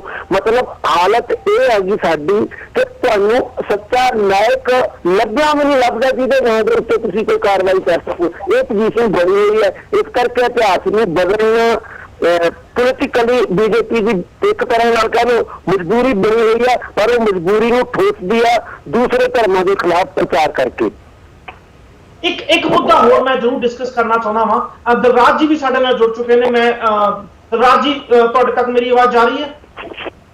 ਹਾਂਜੀ ਹਰਪ੍ਰੀਤ ਜੀ, ਬਿਲਕੁਲ ਜੀ। ਹਾਂਜੀ ਦਲਰਾਜ ਸਿੰਘ ਜੀ, ਮੈਂ ਤੁਹਾਡੇ ਜ਼ਰੂਰ ਕਮੈਂਟ ਚਾਹੂੰਗਾ। ਕੁਝ ਚਿਰ ਪਹਿਲਾਂ ਇੰਡੀਆ ਦੇ ਵਿੱਚ ਥੀਏਟਰਾਂ ਦੇ ਵਿੱਚ ਜਨ ਗਣ ਮਨ ਨੈਸ਼ਨਲ ਐਂਥਮ ਵੀ ਗਾਉਣਾ ਸ਼ੁਰੂ ਕੀਤਾ ਸੀ। ਉਦੋਂ ਮੈਨੂੰ ਇਹ ਲੱਗਦਾ ਸੀ ਕਿ ਇੱਥੇ ਵੀ ਜ਼ਬਰਦਸਤੀ ਹੋ ਰਹੀ ਆ। ਥੀਏਟਰ ਜਿੱਥੇ ਤੁਸੀਂ ਮੂਵੀ ਦੇਖਣ ਜਾਂਦੇ ਜੋ, ਐਂਟਰਟੇਨਮੈਂਟ ਵਾਸਤੇ ਜਾਂਦੇ ਜੋ, ਉਹ ਮੂਵੀਆਂ ਜਦੋਂ ਤੁਸੀਂ ਦੇਖਦੇ ਜੋ, ਮੈਨੂੰ ਨਹੀਂ ਪਤਾ ਕਿੰਨੀਆਂ ਮੂਵੀਆਂ ਦੇਸ਼ ਭਗਤੀ ਸਿਖਾਉਂਦੀਆਂ ਨੇ ਜਾਂ ਕਿੰਨੀਆਂ ਮੂਵੀਆਂ ਤੁਹਾਨੂੰ ਐਜੂਕੇਸ਼ਨ ਦਿੰਦੀਆਂ ਨੇ, ਪਰ ਮੋਸਟਲੀ ਮੂਵੀਆਂ ਐਂਟਰਟੇਨਮੈਂਟ ਵਾਸਤੇ ਬਣਦੀਆਂ ਨੇ। ਮੂਵੀ ਸ਼ੁਰੂ ਹੋਣ ਤੋਂ ਪਹਿਲਾਂ ਜਨ ਗਣ ਮਨ ਰਾਸ਼ਟਰੀ ਗੀਤ ਗਾਇਆ ਜਾਂਦਾ ਸੀ। ਕਾਫੀ ਲੋਕਾਂ ਨੇ ਇਹਦਾ ਵਿਰੋਧ ਕੀਤਾ, ਪਰ ਕਾਫੀ ਲੋਕਾਂ ਨੇ ਇਹਨੂੰ ਬੜਾ ਵਧੀਆ ਆਖਿਆ। ਇਹ ਆਖਿਆ ਕਿ ਇਹਦੇ ਨਾਲ ਦੇਸ਼ ਭਗਤੀ ਦੀ ਭਾਵਨਾ ਆਉਂਦੀ ਆ। ਮੈਨੂੰ ਅੱਜ ਤੱਕ ਨਹੀਂ ਸਮਝ ਆਇਆ ਕਿਹੜੀ ਦੇਸ਼ ਭਗਤੀ ਦੀ ਭਾਵਨਾ ਜਾਗਦੀ ਆ। ਪਰ ਜੇ ਤੁਸੀਂ ਦੇਖੋ ਉਹ ਸ਼ੁਰੂਆਤ ਸੀ ਆਰਐਸਐਸ ਬੀਜੇਪੀ ਵਰਗੇ ਗਰੁੱਪ ਦੀ। ਉਹ ਦੇਖਣਾ ਚਾਹੁੰਦੇ ਸੀ ਕਿ ਕਿੱਦਾਂ ਅਸੀਂ ਚੀਜ਼ ਨੂੰ ਇੰਪਲੀਮੈਂਟ ਕਰ ਸਕਦੇ ਹਾਂ, ਕਿਸ ਤਰ੍ਹਾਂ ਅਸੀਂ ਚੀਜ਼ ਨੂੰ ਫੋਰਸ ਕਰ ਸਕਦੇ ਹਾਂ। ਦਲਰਾਜ ਸਿੰਘ ਵੀ ਕਹਿ ਰਹੇ ਸੀ ਕਿ ਬੜੀ ਦੇਸ਼ ਭਗਤੀ ਦੀ ਭਾਵਨਾ ਜਾਗਦੀ ਹੈ। ਦਲਰਾਜ ਸਿੰਘ ਜੀ, ਫਿਰ ਹੁਣ ਭਾਰਤ ਮਾਤਾ ਕੀ ਜੈ ਕਹਿਣ ਵੀ ਦੇਸ਼ ਭਗਤੀ ਦੀ ਭਾਵਨਾ ਜਾਗਦੀ ਆ ਕਿ ਹੁਣ ਨਹੀਂ ਜਾਗਦੀ ਦੇਸ਼ ਭਗਤੀ ਦੀ ਭਾਵਨਾ? ਹਰਪ੍ਰੀਤ ਜੀ, ਤੁਸੀਂ ਜਨ ਗਣ ਮਨ ਦੀ ਗੱਲ ਕੀਤੀ। ਇਹ ਕੁਛ ਦੇਰ ਪਹਿਲੇ ਦੀ ਗੱਲ ਨਹੀਂ। ਜੇ ਆਪਾਂ ਪਹਿਲੇ ਜਾਈਏ, ਜਿਹੜੇ ਪਹਿਲੇ ਥੀਏਟਰ ਹੁੰਦੇ ਸੀ 1980 1990, ਜਦੋਂ ਵੀ ਮੂਵੀਜ਼ ਤੋਂ ਪਹਿਲੇ ਜਨ ਗਣ ਮਨ ਤੇ ਜਿੰਨੇ ਚਿਰ ਮੈਂ ਇੰਡੀਆ 'ਚ ਰਿਹਾ ਵਾਂ 2001 ਤੋਂ ਮੈਂ ਇੰਡੀਆ ਤੋਂ ਮੂਵ ਹੋਇਆ ਵਾਂ, ਮੈਂ ਜਿੰਨੇ ਵੀ ਥੀਏਟਰਸ ਗਿਆ ਵਾਂ, ਮੈਂ ਅੱਜ ਤੱਕ ਜਨ ਗਣ ਮਨ ਨਹੀਂ ਗਾਇਆ।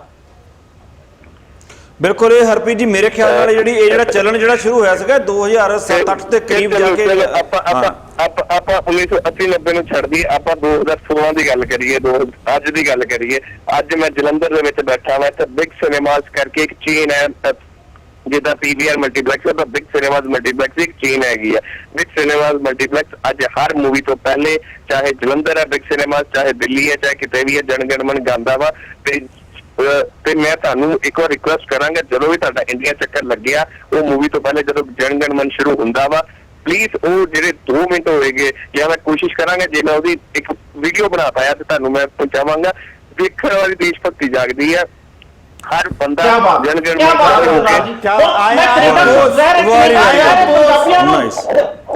ਸੰਦੀਪ ਜੀ, ਕੈਨੇਡਾ ਜਿੱਥੋਂ ਤੱਕ ਸਾਡੀ ਆਵਾਜ਼ ਜਾ ਰਹੀ ਆ, ਸੁਣ ਲਓ। ਜੀ ਮੈਂ ਵੀ ਉੱਥੇ ਆਪਣੇ ਦੇਸ਼ ਦਾ ਨੈਸ਼ਨਲ, ਸਾਨੂੰ ਕੈਨੇਡਾ 'ਚ ਸ਼ਾਇਦ ਕੈਨੇਡਾ ਗਵਰਨਮੈਂਟ ਨੂੰ ਦੱਸਣਾ ਚਾਹੀਦਾ, ਮੂਵੀਆਂ ਤੋਂ ਪਹਿਲਾਂ ਉਹ ਕੈਨੇਡਾ ਗਵਾਇਆ ਕਰੋ। ਤੁਹਾਡੀ ਦੇਸ਼ ਭਗਤੀ ਸਾਡੀ ਕੈਨੇਡੀਅਨ ਦੀ ਵੀ ਜਾਗੂਗੀ। ਅਮਰੀਕਾ ਵਾਲੇ ਨੂੰ ਸ਼ਾਇਦ ਇਹੀ ਕਰਨਾ ਚਾਹੀਦਾ। ਦੇਸ਼ ਭਗਤੀ ਮੂਵੀਆਂ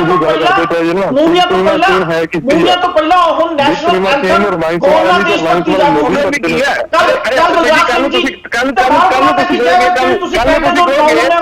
मैं तो भारत माता की जय भी पूरे समर्थक में क्यों ना भारत माता की जय कही जाए। रीजन जय कहने एक मिनट एक करके दियो, मैं एक करके बोलियो, मैं सारे का जवाब दूंगा, पर बोलियो एक करके। धरती, मैं हिंदू ਨੂੰ ਛੱਡ ਦੋ, ਤੁਸੀਂ ਉਹ ਫੋਟੋ ਨੂੰ ਨਹੀਂ ਮੰਨਣਾ, ਨਾ ਮੰਨੋ, ਕੋਈ ਵੀ ਨਾ ਮੰਨੋ। ਧਰਤੀ ਸਾਡੀ ਮਾਂ ਵਾ। ਧਰਤੀ ਦੀ ਜੈ ਕਹਿਣ ਵਿੱਚ, ਜਾਂ ਆਪਣੀ ਮਾਂ ਦੀ ਜੈ ਕਹਿਣ ਵਿੱਚ, ਜਾਂ ਆਪਣੇ ਪਿਓ ਦੀ ਜੈ ਕਹਿਣ ਵਿੱਚ, ਜਾਂ ਵਟਸਐਵਰ ਉਹਦੇ ਵਿੱਚ ਖਰਚ ਵੀ ਕੀ ਹੈ। ਤੁਸੀਂ ਆਪਣੀ ਮਾਂ ਪਿਓ ਦੀ ਜੈ ਕਰਦੇ ਨਹੀਂ ਜੋ, ਤੁਸੀਂ ਘਰ ਬੈਠੇ ਜਨਮ ਦੇਣ ਵਾਲੀ, ਤੁਸੀਂ ਧਰਤੀ ਮਾਂ ਦੀ ਜੈ ਕਿਵੇਂ ਕਰਦੇ? ਮੈਂ ਪਹਿਲੇ ਵੀ ਕਿਹਾ ਸੀ, ਇੱਕ ਇੱਕ ਕਰਕੇ ਬੋਲਿਓ, ਮੈਂ ਸਾਰਿਆਂ ਦਾ ਜਵਾਬ ਦਊਂਗਾ। ਧਰਤੀ ਮਾਂ ਦੀ ਜੈ ਮੈਨੂੰ ਪਲੀਜ਼ 2 ਮਿੰਟ ਦਾ ਸਮਾਂ ਦੇ ਦਿਓ, ਮੈਂ 2-4 ਸਵਾਲ ਇਕੱਠੇ ਪੁੱਛ ਲੈਣੇ ਆ, ਫਿਰ ਉਹ ਜਵਾਬ ਦੇ ਦੇਣ ਉਹਨਾਂ ਚੀਜ਼ਾਂ ਦੇ। ਪਲੀਜ਼ ਹਰਪ੍ਰੀਤ ਜੀ। ਹਾਂਜੀ ਪਲੀਜ਼ ਸੰਦੀਪ ਜੀ ਤੁਸੀਂ ਸ਼ੁਰੂ ਹੋਵੋ ਤੇ ਮੈਂ ਵੀ ਸ਼ੁਰੂ ਹੋਣਾ। ਹਾਂ ਮੈਨੂੰ ਪੂਰੇ ਸਵਾਲ ਕਹਿ ਲੈਂਦੇ ਹੋ, ਤੁਸੀਂ ਨੋਟ ਕਰ ਲਓ, ਉਹਨਾਂ ਸਾਰਿਆਂ ਸਵਾਲਾਂ ਦਾ ਜਵਾਬ ਇਕੱਠੇ ਦਿਓ ਪਲੀਜ਼, ਨਹੀਂ ਤਾਂ ਨਾ ਕਿਨਾਂ ਲਿਖ ਕੇ ਕਰਕੇ ਸਵਾਲ ਪੁੱਛੋ, ਇੱਕ ਇੱਕ ਕਰਕੇ ਸਵਾਲ ਪੁੱਛੋ, ਇੱਕ ਦਿਲਰਾਜ ਤੁਸੀਂ ਲਿਖੀ ਜਾਓ, ਤੁਸੀਂ ਲਿਖੀ ਜਾਓ। ਸੰਦੀਪ ਜੀ ਤੋਂ ਬਾਅਦ ਬੋਲਿਓ ਨਾ, ਉਸ ਤੋਂ ਬਾਅਦ ਮੈਨੂੰ ਤੁਹਾਨੂੰ ਕੋਈ ਸਵਾਲ ਪੁੱਛਣਾ। ਹਾਂਜੀ ਹਰਪ੍ਰੀਤ ਜੀ ਪਹਿਲੀ ਗੱਲ ਤਾਂ ਜਿਹੜੀ ਇਹਨਾਂ ਨੇ ਇਹ ਗੱਲ ਕਹੀ ਕਿ ਜਦੋਂ ਆਪਾਂ ਪੰਜਾਬ ਦੇ ਵਿੱਚ, ਮੈਂ ਵੀ ਗਿਆ ਉਹਨਾਂ ਥੀਏਟਰਾਂ ਦੇ ਵਿੱਚ, ਇਲਾਂਟੇ ਮਾਲ ਦੀ ਗੱਲ ਕਰ ਲਓ ਜਾਂ ਫਨ ਸਿਨੇਮਾਸ ਦੀ ਗੱਲ ਕਰ ਲਓ, ਇਹਨਾਂ ਵਿੱਚੋਂ ਕਈ ਨੇ ਜਿਨ੍ਹਾਂ ਦੇ ਵਿੱਚ ਹਿੰਦੁਸਤਾਨ ਦਾ ਨੈਸ਼ਨਲ ਐਂਥਮ ਸਾਰਿਆਂ 'ਚ ਹੀ ਸੰਦੀਪ ਜੀ ਅੱਜ ਕੱਲ ਸਾਰਿਆਂ 'ਚ ਹੀ ਨੈਸ਼ਨਲ ਐਂਥਮ ਲਾਉਂਦੇ ਨੇ। ਕੁਝ ਜਾਗਿਆ ਸੀ ਉੱਥੇ ਸੰਦੀਪ ਸਿੰਘ ਜੀ? ਮੇਰਾ ਕੁਝ ਨਹੀਂ ਜਾਗਿਆ, ਮੈਂ ਤਾਂ ਉੱਥੇ ਕਹਿਣਾ ਮੈਂ ਲਾਈਕ ਇੱਕ ਸਿਰਫ ਇਸ ਤੁਸੀਂ ਗੱਲ ਸੁੱਤੇ ਹੀ ਲਈ ਵਾਰ ਨਹੀਂ, ਮੈਂ ਇਸ ਗੱਲ ਲਈ ਕਿ ਹਾਂ ਐਜ਼ ਅ ਇਨਸਾਨ ਸਾਨੂੰ ਹਰ ਦੇਸ਼ ਦੀ ਰਿਸਪੈਕਟ ਕਰਨੀ ਚਾਹੀਦੀ ਆ, ਭਾਵੇਂ ਉਹ ਕੈਨੇਡਾ ਹੋਵੇ, ਭਾਵੇਂ ਉਹ ਇੰਡੀਆ ਹੋਵੇ, ਭਾਵੇਂ ਸਾਡੇ ਕਿੰਨੇ ਡਿਫਰੈਂਸਿਸ ਹੋਣ, ਉਹ ਡਿਫਰੈਂਟ ਇਸ਼ੂ ਆ, ਬਟ ਫਿਰ ਵੀ ਰਿਸਪੈਕਟ ਵਜੋਂ ਅਸੀਂ ਕਿ ਨਾਮ ਹੈ ਉੱਥੇ ਜ਼ਰੂਰ ਮੈਂ ਲਾਈਕ ਉੱਥੇ ਮੂਵੀ ਦੇਖਣ ਤੋਂ ਪਹਿਲਾਂ ਸਾਨੂੰ ਸੁਣਨ ਨੂੰ ਮਿਲਦਾ ਸੀ, ਪਰ ਮੇਰਾ ਕੁਝ ਨਹੀਂ ਜਾਗਿਆ, ਮੈਨੂੰ ਕੋਈ ਵੀ ਇਹੋ ਜਿਹੀ ਸਪਿਰਿਟ ਨਹੀਂ ਆਈ ਜਿਹੜੀ ਮੈਨੂੰ ਜਾਗਣਾ ਹੀ ਨਹੀਂ। ਸਾਡੇ ਜ਼ਮੀਰ ਭਰ ਚੁੱਕੇ ਨੇ, ਫਿਰ ਨਹੀਂ ਜਾਗਣਾ। ਮੈਂ ਸਵਾਲ ਇੰਡੀਆ ਤੋਂ ਬਾਹਰ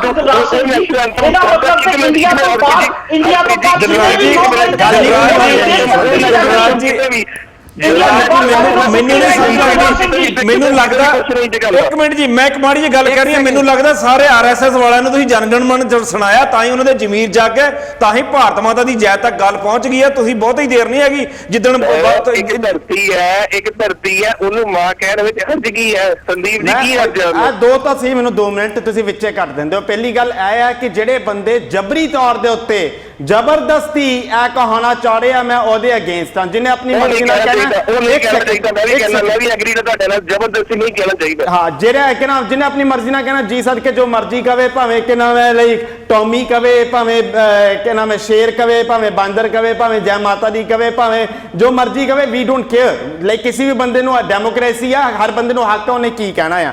ਪਰ ਮੇਰਾ ਸਵਾਲ ਤੁਹਾਨੂੰ ਇਹ ਆ ਦਿਲਰਾਜ ਜੀ ਕਿ ਉਹ ਪਾਰਟੀ ਜਿਹਨੇ ਬਟੇਸ਼ਵਰ ਪਿੰਡ ਦੇ ਵਿੱਚ ਗੁਲਾਮੀ, ਕਿਉਂਕਿ ਤੁਸੀਂ ਉਦੋਂ ਸੀਗੇ ਨਹੀਂ, ਮੈਂ ਆਲਰੇਡੀ ਇਹ ਪੁਆਇੰਟ ਰੱਖ ਚੁੱਕਾ ਸੀ, ਜਿਹਨੇ ਗਦਾਰੀ ਕੀਤੀ ਹੋਵੇ 27 ਅਗਸਤ 1942 ਦੇ ਵਿੱਚ ਆਪਣੇ ਬੰਦਿਆਂ ਨੂੰ ਸਜ਼ਾਵਾਂ ਦਵਾਈਆਂ ਹੋਣ। ਸਤੰਬਰ 1 1942 ਐਸ ਹਸਨ ਮੈਜਿਸਟ੍ਰੇਟ 2 ਦੇ ਕਚਹਿਰੀ ਦੇ ਵਿੱਚ ਵਾਜਪਾਈ ਸਾਹਿਬ ਨੇ ਫਰੀडम ਫਾਈਟਰਸ ਦੇ ਅਗੇਂਸਟ ਜਿਹੜੀ ਗਵਾਹੀਆਂ ਦਿੱਤੀਆਂ, ਉਹ ਪਾਰਟੀ ਅੱਜ ਸਾਨੂੰ ਦੇਸ਼ ਭਗਤੀ ਸਿਖਾਵੇ ਤੇ ਮੈਨੂੰ ਲੱਗਦਾ ਕਿ ਸਾਨੂੰ ਸਿੱਖਣ ਦੀ ਲੋੜ ਨਹੀਂ।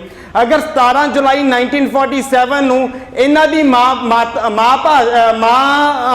ਪਾਰਟੀ ਜਿਨ੍ਹਾਂ ਤੋਂ ਇਹਨਾਂ ਦਾ ਜਨਮ ਹੁੰਦਾ RSS, ਜਿਹਨੇ 17 ਜੁਲਾਈ 1947 ਨੂੰ ਨੈਸ਼ਨਲ ਫਲੈਗ ਦਾ ਅਪੋਜ਼ ਕੀਤਾ ਹੋਵੇ, 30 ਨਵੰਬਰ 1949 ਨੂੰ ਇੰਡੀਅਨ ਕਨਸਟੀਟਿਊਸ਼ਨ ਦਾ ਅਪੋਜ਼ ਕੀਤਾ ਹੋਵੇ, ਅਗਰ ਅੱਜ ਸਾਨੂੰ ਇਹਨਾਂ ਤੋਂ ਦੇਸ਼ ਭਗਤੀ ਸਿੱਖਣੀ ਪੈਣੀ ਹੈ ਜਾਂ ਇਹ ਸਾਨੂੰ ਦੱਸਣਗੇ ਕਿਹੜਾ ਨਾਰਾ ਲਾਈਏ ਕਿਹੜਾ ਨਾ ਲਾਈਏ, ਤਾਂ ਮੈਨੂੰ ਆਬਜੈਕਸ਼ਨ ਆ। ਔਰ ਜਿਹੜੀ ਤੁਸੀਂ ਮਾਂ ਦੀ ਬਾਰ-ਬਾਰ ਗੱਲ ਕਰ ਰਹੇ ਹੋ, ਮੈਨੂੰ ਇਸ ਦੇ ਵਿੱਚ ਸਭ ਤੋਂ ਵੱਡਾ ਆਬਜੈਕਸ਼ਨ ਇਸ ਲਈ ਆ ਕਿਉਂਕਿ ਗਾਂਧੀ ਪਿਓ ਤੇ ਮਾਂ ਧਰਤੀ, ਇਹ ਸੰਬੰਧ ਕੀ ਬਣਦਾ ਹੈ, ਰਿਲੇਸ਼ਨ ਕੀ ਬਣਾਉਣਾ ਚਾਹੁੰਦੇ ਹੋ ਤੁਸੀਂ, ਤਾਂ ਕੱਢਣਾ ਕੀ ਚਾਹੁੰਦੇ ਹੋ?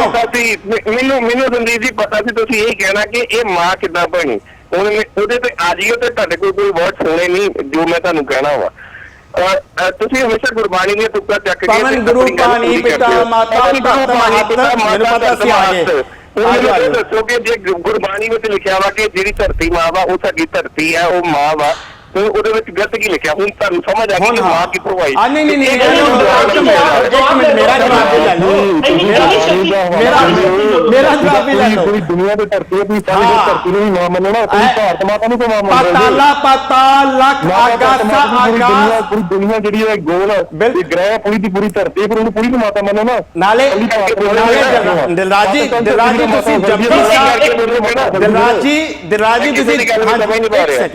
ਤੁਸੀਂ ਜਪਜੀ ਇੱਕ ਮਿੰਟ ਹਰਪ੍ਰੀਤ ਜੀ, ਤੁਸੀਂ ਜਪਜੀ ਸਾਹਿਬ ਦੀ ਸਲੋਕ ਨੂੰ ਸਿੱਧਾ ਆਧਾਰ ਬਣਾਇਆ ਆ। ਮੈਂ ਉਸ 'ਚ 2 ਗੱਲਾਂ ਕਵਾਂਗਾ। ਪਹਿਲੀ ਗੱਲ ਕਿ ਜਿਹੜੀ ਧਰਤੀ ਆ ਉਹਨੂੰ ਲਾਈਨਾਂ ਦੇ ਵਿੱਚ ਉਸ ਈਸ਼ਵਰ ਨੇ, ਉਸ ਰੱਬ ਨੇ ਨਹੀਂ ਡਿਵਾਈਡ ਕੀਤਾ, ਉਹ ਤੁਸੀਂ ਜਾਂ ਸਾਡੇ ਵਰਗੇ ਇਨਸਾਨਾਂ ਨੇ ਡਿਵਾਈਡ ਕੀਤਾ, ਤੇ ਉਸ ਦੇ ਵਿੱਚ ਕਹਿੰਦਾ ਹਿੰਦੁਸਤਾਨ ਮਾਤਾ ਦੀ ਗੱਲ ਨਹੀਂ ਕੀਤੀ ਗਈ। ਉਹ ਦੁਨੀਆ ਭਰ ਦੀ ਕੌਣ ਕਹਿੰਦਾ ਹਿੰਦੁਸਤਾਨ ਮਾਤਾ ਕੌਣ ਕਹਿੰਦਾ? ਤੁਸੀਂ ਜਿੱਦਾਂ ਖਾਲਿਸਤਾਨ ਨੂੰ ਆਪਣਾ ਸਾਰਾ ਕੁਝ ਮੰਨਦੇ ਆ ਵਾ, ਤੁਸੀਂ ਮੈਨੂੰ ਗੱਲ ਤਾਂ ਕੰਪਲੀਟ ਕਰਨ ਦਿਓ। ਜਦੋਂ ਜੋ ਤੁਸੀਂ ਖਾਲਿਸਤਾਨ ਨੂੰ ਯਾਰ ਖਾਲਿਸਤਾਨ ਵਿੱਚ ਡਿਵਾਈਡ ਕਰਨ ਲੱਗਦੇ ਹੋ, ਠੀਕ ਹੈ, ਤੇ ਕੋਈ ਗੱਲ ਨਹੀਂ, ਉਹ ਗਲਤ ਹੋ ਗਿਆ। ਨਹੀਂ ਤੁਸੀਂ ਗੱਲ ਤਾਂ ਸੁਣੋ, ਤੁਸੀਂ ਗੱਲ ਹੀ ਨਹੀਂ ਸੁਣਦੇ ਪਏ। ਤੁਸੀਂ ਤੁਸੀਂ ਮਤਲਬ ਅੱਜ ਇਹ ਗੱਲ ਮੰਨਦੇ ਹੋ ਕਿ ਖਾਲਿਸਤਾਨ ਨੂੰ ਲਾਈਨਾਂ ਦੇ ਵਿੱਚ ਨਹੀਂ ਡਿਵਾਈਡ ਕਰਨਾ ਚਾਹੀਦਾ, ਮੰਨਦੇ ਹੋ ਕਿ ਨਹੀਂ? ਨਹੀਂ, ਬਿਲਕੁਲ ਮੈਂ ਬਿਲਕੁਲ ਨਹੀਂ ਮੰਨਦਾ, ਮੈਂ ਬਿਲਕੁਲ ਨਹੀਂ ਮੰਨਦਾ, ਪਰ ਮੈਂ ਇਹ ਨਹੀਂ ਕਹਿ ਰਿਹਾ ਕਿ ਤੁਸੀਂ ਜ਼ਬਰਦਸਤੀ ਖਾਲਿਸਤਾਨ ਮੰਗਣ ਦੀ ਗੱਲ ਨਾ ਕਰਿਓ ਪਲੀਜ਼। ਕਿਉਂ? ਮੈਂ ਕਹਿੰਦਾ ਮੰਗਣਾ ਚਾਹੀਦਾ। ਮੈਂ ਕਹਿ ਰਿਹਾ ਕਿ ਉਸ ਡਿਵੀਜ਼ਨ ਜਿਹੜੀ ਆ ਹੋਣੀ ਚਾਹੀਦੀ। ਮੈਂ ਉਸ ਦੇ ਅਗੇਂਸਟ ਹੈ ਹੀ ਨਹੀਂ। ਮੈਂ ਕਦੋਂ ਕਿ ਮੈਂ ਅਗੇਂਸਟ ਕਿਉਂ ਹੋਣੀ ਚਾਹੀਦੀ? ਤੁਸੀਂ ਆਪ ਕਿਹਾ ਉਹਨੇ ਕਿ ਨਹੀਂ ਦਿਲਰਾਜ ਜੀ ਮੈਨੂੰ ਲੱਗਦਾ ਦਿਲਰਾਜ ਜੀ ਪਰਪਸਲੀ ਟੌਪਿਕ ਚੇਂਜ ਕਰ ਰਹੇ ਆ। ਸੰਦੀਪ ਜੀ ਟੌਪਿਕ ਤੇ ਰਹੋ ਤੁਸੀਂ। ਦਿਲਰਾਜ ਜਾਣਬੁੱਝ ਕੇ ਟੌਪਿਕ ਚੇਂਜ ਕਰ ਰਹੇ। ਸੰਦੀਪ ਜੀ ਦੁਬਾਰਾ ਟੌਪਿਕ ਤੇ ਆ ਜਾਓ। ਤੁਸੀਂ ਧਰਤੀ ਮਾਤਾ ਨੂੰ ਇੱਕ ਸੈਕਿੰਡ ਦਿਲਰਾਜ ਜੀ ਤੁਸੀਂ ਗੱਲ ਸੁਣੋ ਪਲੀਜ਼। ਨਹੀਂ ਹਰਪ੍ਰੀਤ ਜੀ ਮੈਨੂੰ ਗੱਲ ਸੁਣੋ ਪਲੀਜ਼। ਨਹੀਂ ਹਰਪ੍ਰੀਤ ਜੀ ਪਲੀਜ਼ ਮੈਨੂੰ ਗੱਲ ਰੱਖੋ।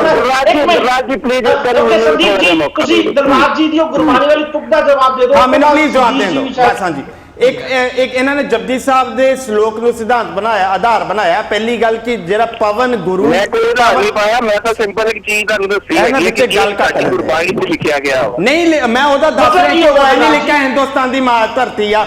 ਉਹਨਾਂ ਨੇ ਪਵਨ ਗੁਰੂ, ਪਵਨ ਮਤਲਬ ਆਕਾਸ਼, ਪਾਣੀ, ਪਵਨ ਗੁਰੂ, ਪਾਣੀ ਪਿਤਾ, ਮਾਤਾ ਧਰਤ। ਧਰਤ ਜਿਹੜੀ ਆ ਪੂਰੀ ਦੁਨੀਆ ਦੀ ਧਰਤੀ ਨੂੰ ਮਾਤਾ ਕਿਹਾ। ਦੂਸਰੀ ਗੱਲ ਪਾਤਾਲਾ ਪਾਤਾਲ, ਲਖ ਅਗਾਸਾ ਅਗਾਸ, ਔੜਕ ਔੜਕ। ਸੋ ਲੱਖਾਂ ਹੀ ਧਰਤੀਆਂ ਨੇ। ਇਹ ਜਿਹੜੀ ਧਰਤੀ ਤੁਸੀਂ ਰਹਿ ਰਹੇ ਹੋ ਕੱਲੀ ਇਹੀ ਧਰਤੀ ਨਹੀਂ ਹੈਗੀ। ਯੂਨੀਵਰਸ ਦੇ ਅੰਦਰ ਕਈ ਧਰਤੀਆਂ ਮੌਜੂਦ ਨੇ। ਉਹ ਸਾਰੀਆਂ ਧਰਤੀਆਂ ਦੀ ਗੱਲ ਹੋ ਰਹੀ ਹੈ ਉਸ ਦੇ ਵਿੱਚ ਦਿਲਰਾਜ ਜੀ। ਸੋ ਤੁਸੀਂ ਆਪਣੇ ਜਿਹੜੇ ਫੈਕਟਸ ਨੇ ਉਹਨੂੰ ਸਹੀ ਕਰੋ। ਮੈਂ ਇੱਕ ਗੱਲ ਜ਼ਰੂਰ ਕਹਿਣਾ ਚਾਹੂੰਗਾ ਦਿਲਰਾਜ ਜੀ ਐਂਡ ਸੰਦੀਪ ਜੀ, ਜਦੋਂ ਕੋਈ ਗੁਰਬਾਣੀ ਦੀ ਐਗਜ਼ਾਮਪਲ ਦਿੰਦਾ ਨਾ ਉਹਨੂੰ ਇੱਕ ਜ਼ਰੂਰ ਕਿਹਾ ਕਰੋ ਸਾਰੀ ਗੁਰਬਾਣੀ ਪੜ੍ਹ ਲਓ, ਕਿਉਂਕਿ ਇੱਕ ਅੱਧੀ ਤੁਕ ਚੱਕ ਨਹੀਂ ਆਪਣੇ ਫਾਇਦੇ ਵਾਸਤੇ ਉਸ ਤੁਕ ਦਾ ਐਗਜ਼ਾਮਪਲ ਦੇਣਾ, ਇੱਕ ਉਸ ਤੁਕ ਦਾ ਐਗਜ਼ਾਮਪਲ ਦੇਣਾ is not wrong, it's very wrong. ਗੱਲ ਮੈਨੂੰ ਥੋੜੀ ਜਿਹੀ ਪਲੀਜ਼ ਕਰਨੀ ਹੈ। ਦੇਖੋ ਦਿਲਰਾਜ ਜੀ ਕਹਿ ਰਹੇ ਨੇ ਕਿ ਕਹਿਣਾ ਚਾਹੀਦਾ ਵਾ, ਮੈਂ ਵੀ ਕਹਿ ਰਿਹਾ ਨਹੀਂ ਕਹਿਣਾ ਚਾਹੀਦਾ। ਜਦੋਂ ਮੈਂ ਕਹਿਣਾ ਚਾਹ ਰਿਹਾ, ਮੈਂ ਇਹ ਵੀ ਇਸ ਕਰਕੇ ਨਹੀਂ ਨਾ ਕਰ ਰਿਹਾ ਕਿ ਮੈਨੂੰ ਪਸੰਦ ਨਹੀਂ ਹੈ। ਸਵਾਲ ਇਹ ਆ ਕਿ ਮੈਂ ਮੰਨ ਲਓ ਦੇਵੀ ਨੂੰ ਮੰਨਦਾ, ਮੂਰਤੀ ਪੂਜਾ ਨੂੰ ਮੰਨਦਾ, ਤੇ ਮੈਂ ਭਾਰਤ ਮਾਤਾ ਦੀ ਉਸ ਤਸਵੀਰ ਨੂੰ ਵੀ ਜੈ ਕਹਿ ਦਿੰਦਾ ਹਾਂ ਜਿਹੜੀ ਹਿੰਦੂ ਦੇਵੀ ਵਰਗੀ ਆ, ਤੇ ਨੋ ਪ੍ਰੋਬਲਮ। ਜੇ ਮੈਂ ਦੇਵੀ ਵਾਲੇ ਕਨਸੈਪਟ ਨੂੰ ਨਹੀਂ ਮੰਨਦਾ ਤੇ ਤੁਸੀਂ ਮੇਰੇ ਸਾਹਮਣੇ ਤਸਵੀਰ ਰੱਖ ਦਿੰਦੇ ਹਿੰਦੂ ਦੇਵੀ ਵਰਗੀ, ਤੇ ਮੈਂ ਕਹਿ ਦਿੰਦਾ ਮੈਂ ਭਾਰਤ ਮਾਤਾ ਦੀ ਜੈ ਕਹਿਣਾ ਪਸੰਦ ਕਰਾਂਗਾ, ਪਰ ਮੈਂ ਦੇਵੀ ਨੂੰ ਨਹੀਂ ਪੂਜ ਸਕਦਾ। ਇਹਦੇ ਵਿੱਚ ਇਤਰਾਜ਼ ਕਰਨ ਵਾਲੀ ਕੀ ਗੱਲ ਆ? ਜਦੋਂ ਅਸੀਂ ਇਹ ਮੰਨਿਆ ਹੋਇਆ ਕਿ ਇਹ ਦੇਸ਼ ਬਹੁਤ ਧਰਮੀ ਆ, ਬਹੁਤ ਕੌਮੀ ਆ, ਇੱਥੇ ਵੱਖੋ ਵੱਖਰੇ ਧਰਮ ਨੇ, ਹਰ ਧਰਮ ਦੀਆਂ ਵੱਖਰੀਆਂ ਵੱਖਰੀਆਂ ਮਾਨਤਾਵਾਂ ਨੇ, ਤਾਂ ਅਸੀਂ ਇਹਨਾਂ ਮਾਨਤਾਵਾਂ ਨੂੰ ਕਿਉਂ ਇਨਕਾਰ ਕਰਦੇ ਹਾਂ ਮੰਨਣ ਤੋਂ? ਮੈਂ ਸ਼ੁਰੂ 'ਚ ਵੀ ਕਿਹਾ ਸੀ ਕਿ ਅੱਜ ਕੋਈ ਨਵਾਂ ਫਤਵਾ ਜਾਰੀ ਨਹੀਂ ਹੋ ਗਿਆ ਕਿ ਦੇਵੀ ਨੂੰ ਤੁਸੀਂ ਮਾਂ ਨਹੀਂ ਮੰਨਣਾ, ਮੂਰਤੀ ਪੂਜਾ ਨਹੀਂ ਕਰਨਾ। ਮੁਹੰਮਦ ਸਾਹਿਬ ਨੇ ਜਦੋਂ ਕੁਰਾਨ ਨੂੰ ਧਰਤੀ ਦੇ ਉੱਤੇ ਉਤਾਰਿਆ 1400 ਸਾਲ ਪਹਿਲਾਂ, ਉਦੋਂ ਇਹ ਤੈਅ ਹੋ ਗਿਆ ਕਿ ਮੂਰਤੀ ਪੂਜਾ ਨਹੀਂ ਮੰਨੀ ਜਾਣੀ ਚਾਹੀਦੀ। ਜਦੋਂ ਗੁਰੂ ਨਾਨਕ ਦੇਵ ਨੇ ਪਹਿਲੀ ਵਾਰ ਕਹਿ ਦਿੱਤਾ ਕਿ ਅਸੀਂ ਹਿੰਦੂਇਜ਼ਮ ਦੀਆਂ ਇਹੋ ਜਿਹੇ ਜਿਹੜੀਆਂ ਵਹਿਮ ਭਰਮ ਵਾਲੀਆਂ ਚੀਜ਼ਾਂ ਨੇ, ਇਤਿਹਾਸਿਕ ਚੀਜ਼ਾਂ ਨੇ, ਇਹਨਾਂ ਨੂੰ ਨਹੀਂ ਸਵੀਕਾਰ ਕਰਾਂਗੇ। ਮੈਂ ਤਾਂ ਇਹ ਕਹਾਂਗਾ ਜਦੋਂ ਸਾਡੇ ਬਾਕੀ 9 ਗੁਰੂ ਵੀ ਨਹੀਂ ਆਏ ਸਨ, ਉਦੋਂ ਹੀ ਤੈਅ ਹੋ ਗਿਆ ਸੀ ਸਿੱਖਾਂ ਲਈ ਕਿ ਮੂਰਤੀ ਪੂਜਾ ਗਲਤ ਹੈ। ਹੁਣ ਜੇ ਕੋਈ ਮੂਰਤੀ ਪੂਜਾ ਨੂੰ ਗਲਤ ਮੰਨਦਾ, ਦੇਵੀ ਪੂਜਾ ਨੂੰ ਗਲਤ ਮੰਨਦਾ, ਤੇ ਉਸ ਬੰਦੇ ਕੋਲ ਤੁਸੀਂ ਕਿਉਂ ਅਖਵਾਉਣਾ ਚਾਹੁੰਦੇ ਹੋ? ਉਹਨੂੰ ਹਿੰਦੁਸਤਾਨ ਦੀ ਜੇ ਜੈ ਕਹਿ ਲੈਂਦਾ, ਫਿਰ ਕਿਹੜਾ ਭਾਰਤ ਮਾਤਾ ਦੀ ਜੈ ਨਾਲ ਕੋਈ ਅੰਤਰ ਵਿਰੋਧ ਪੈਦਾ ਹੋ ਜਾਂਦਾ? ਫਿਰ ਕਿਹੜੀ ਉਹਦੀ ਦੇਸ਼ ਭਗਤੀ ਸ਼ਕਤੀ ਹੋ ਜਾਂਦੀ? ਪ੍ਰੋਬਲਮ ਸਿਰਫ ਇੱਕੋ ਹੀ ਆ ਕਿ RSS ਖਾਸ ਕਰਕੇ ਮੁਸਲਮਾਨਾਂ ਨੂੰ ਸਰਟੀਫਿਕੇਟ ਜਾਰੀ ਕਰਨਾ ਚਾਹੁੰਦਾ ਕਿ ਉਹ ਦੇਸ਼ ਭਗਤ ਆ, ਤੇ ਜੇ ਉਹ ਦੇਸ਼ ਭਗਤ ਨੇ ਉਹ ਤਾਂ ਨੇ ਜੇ ਉਹਨਾਂ ਮੁਤਾਬਕ ਦੇਸ਼ ਭਗਤ ਨੇ। ਜੇ ਕੋਈ ਮੁਸਲਮਾਨ ਆਪਣੇ ਮੁਤਾਬਕ ਦੇਸ਼ ਭਗਤ ਆ, ਫਿਰ ਉਹ ਕੋਈ ਦੇਸ਼ ਭਗਤ ਨਹੀਂ। ਇੱਥੇ ਪ੍ਰੋਬਲਮ ਹੈ।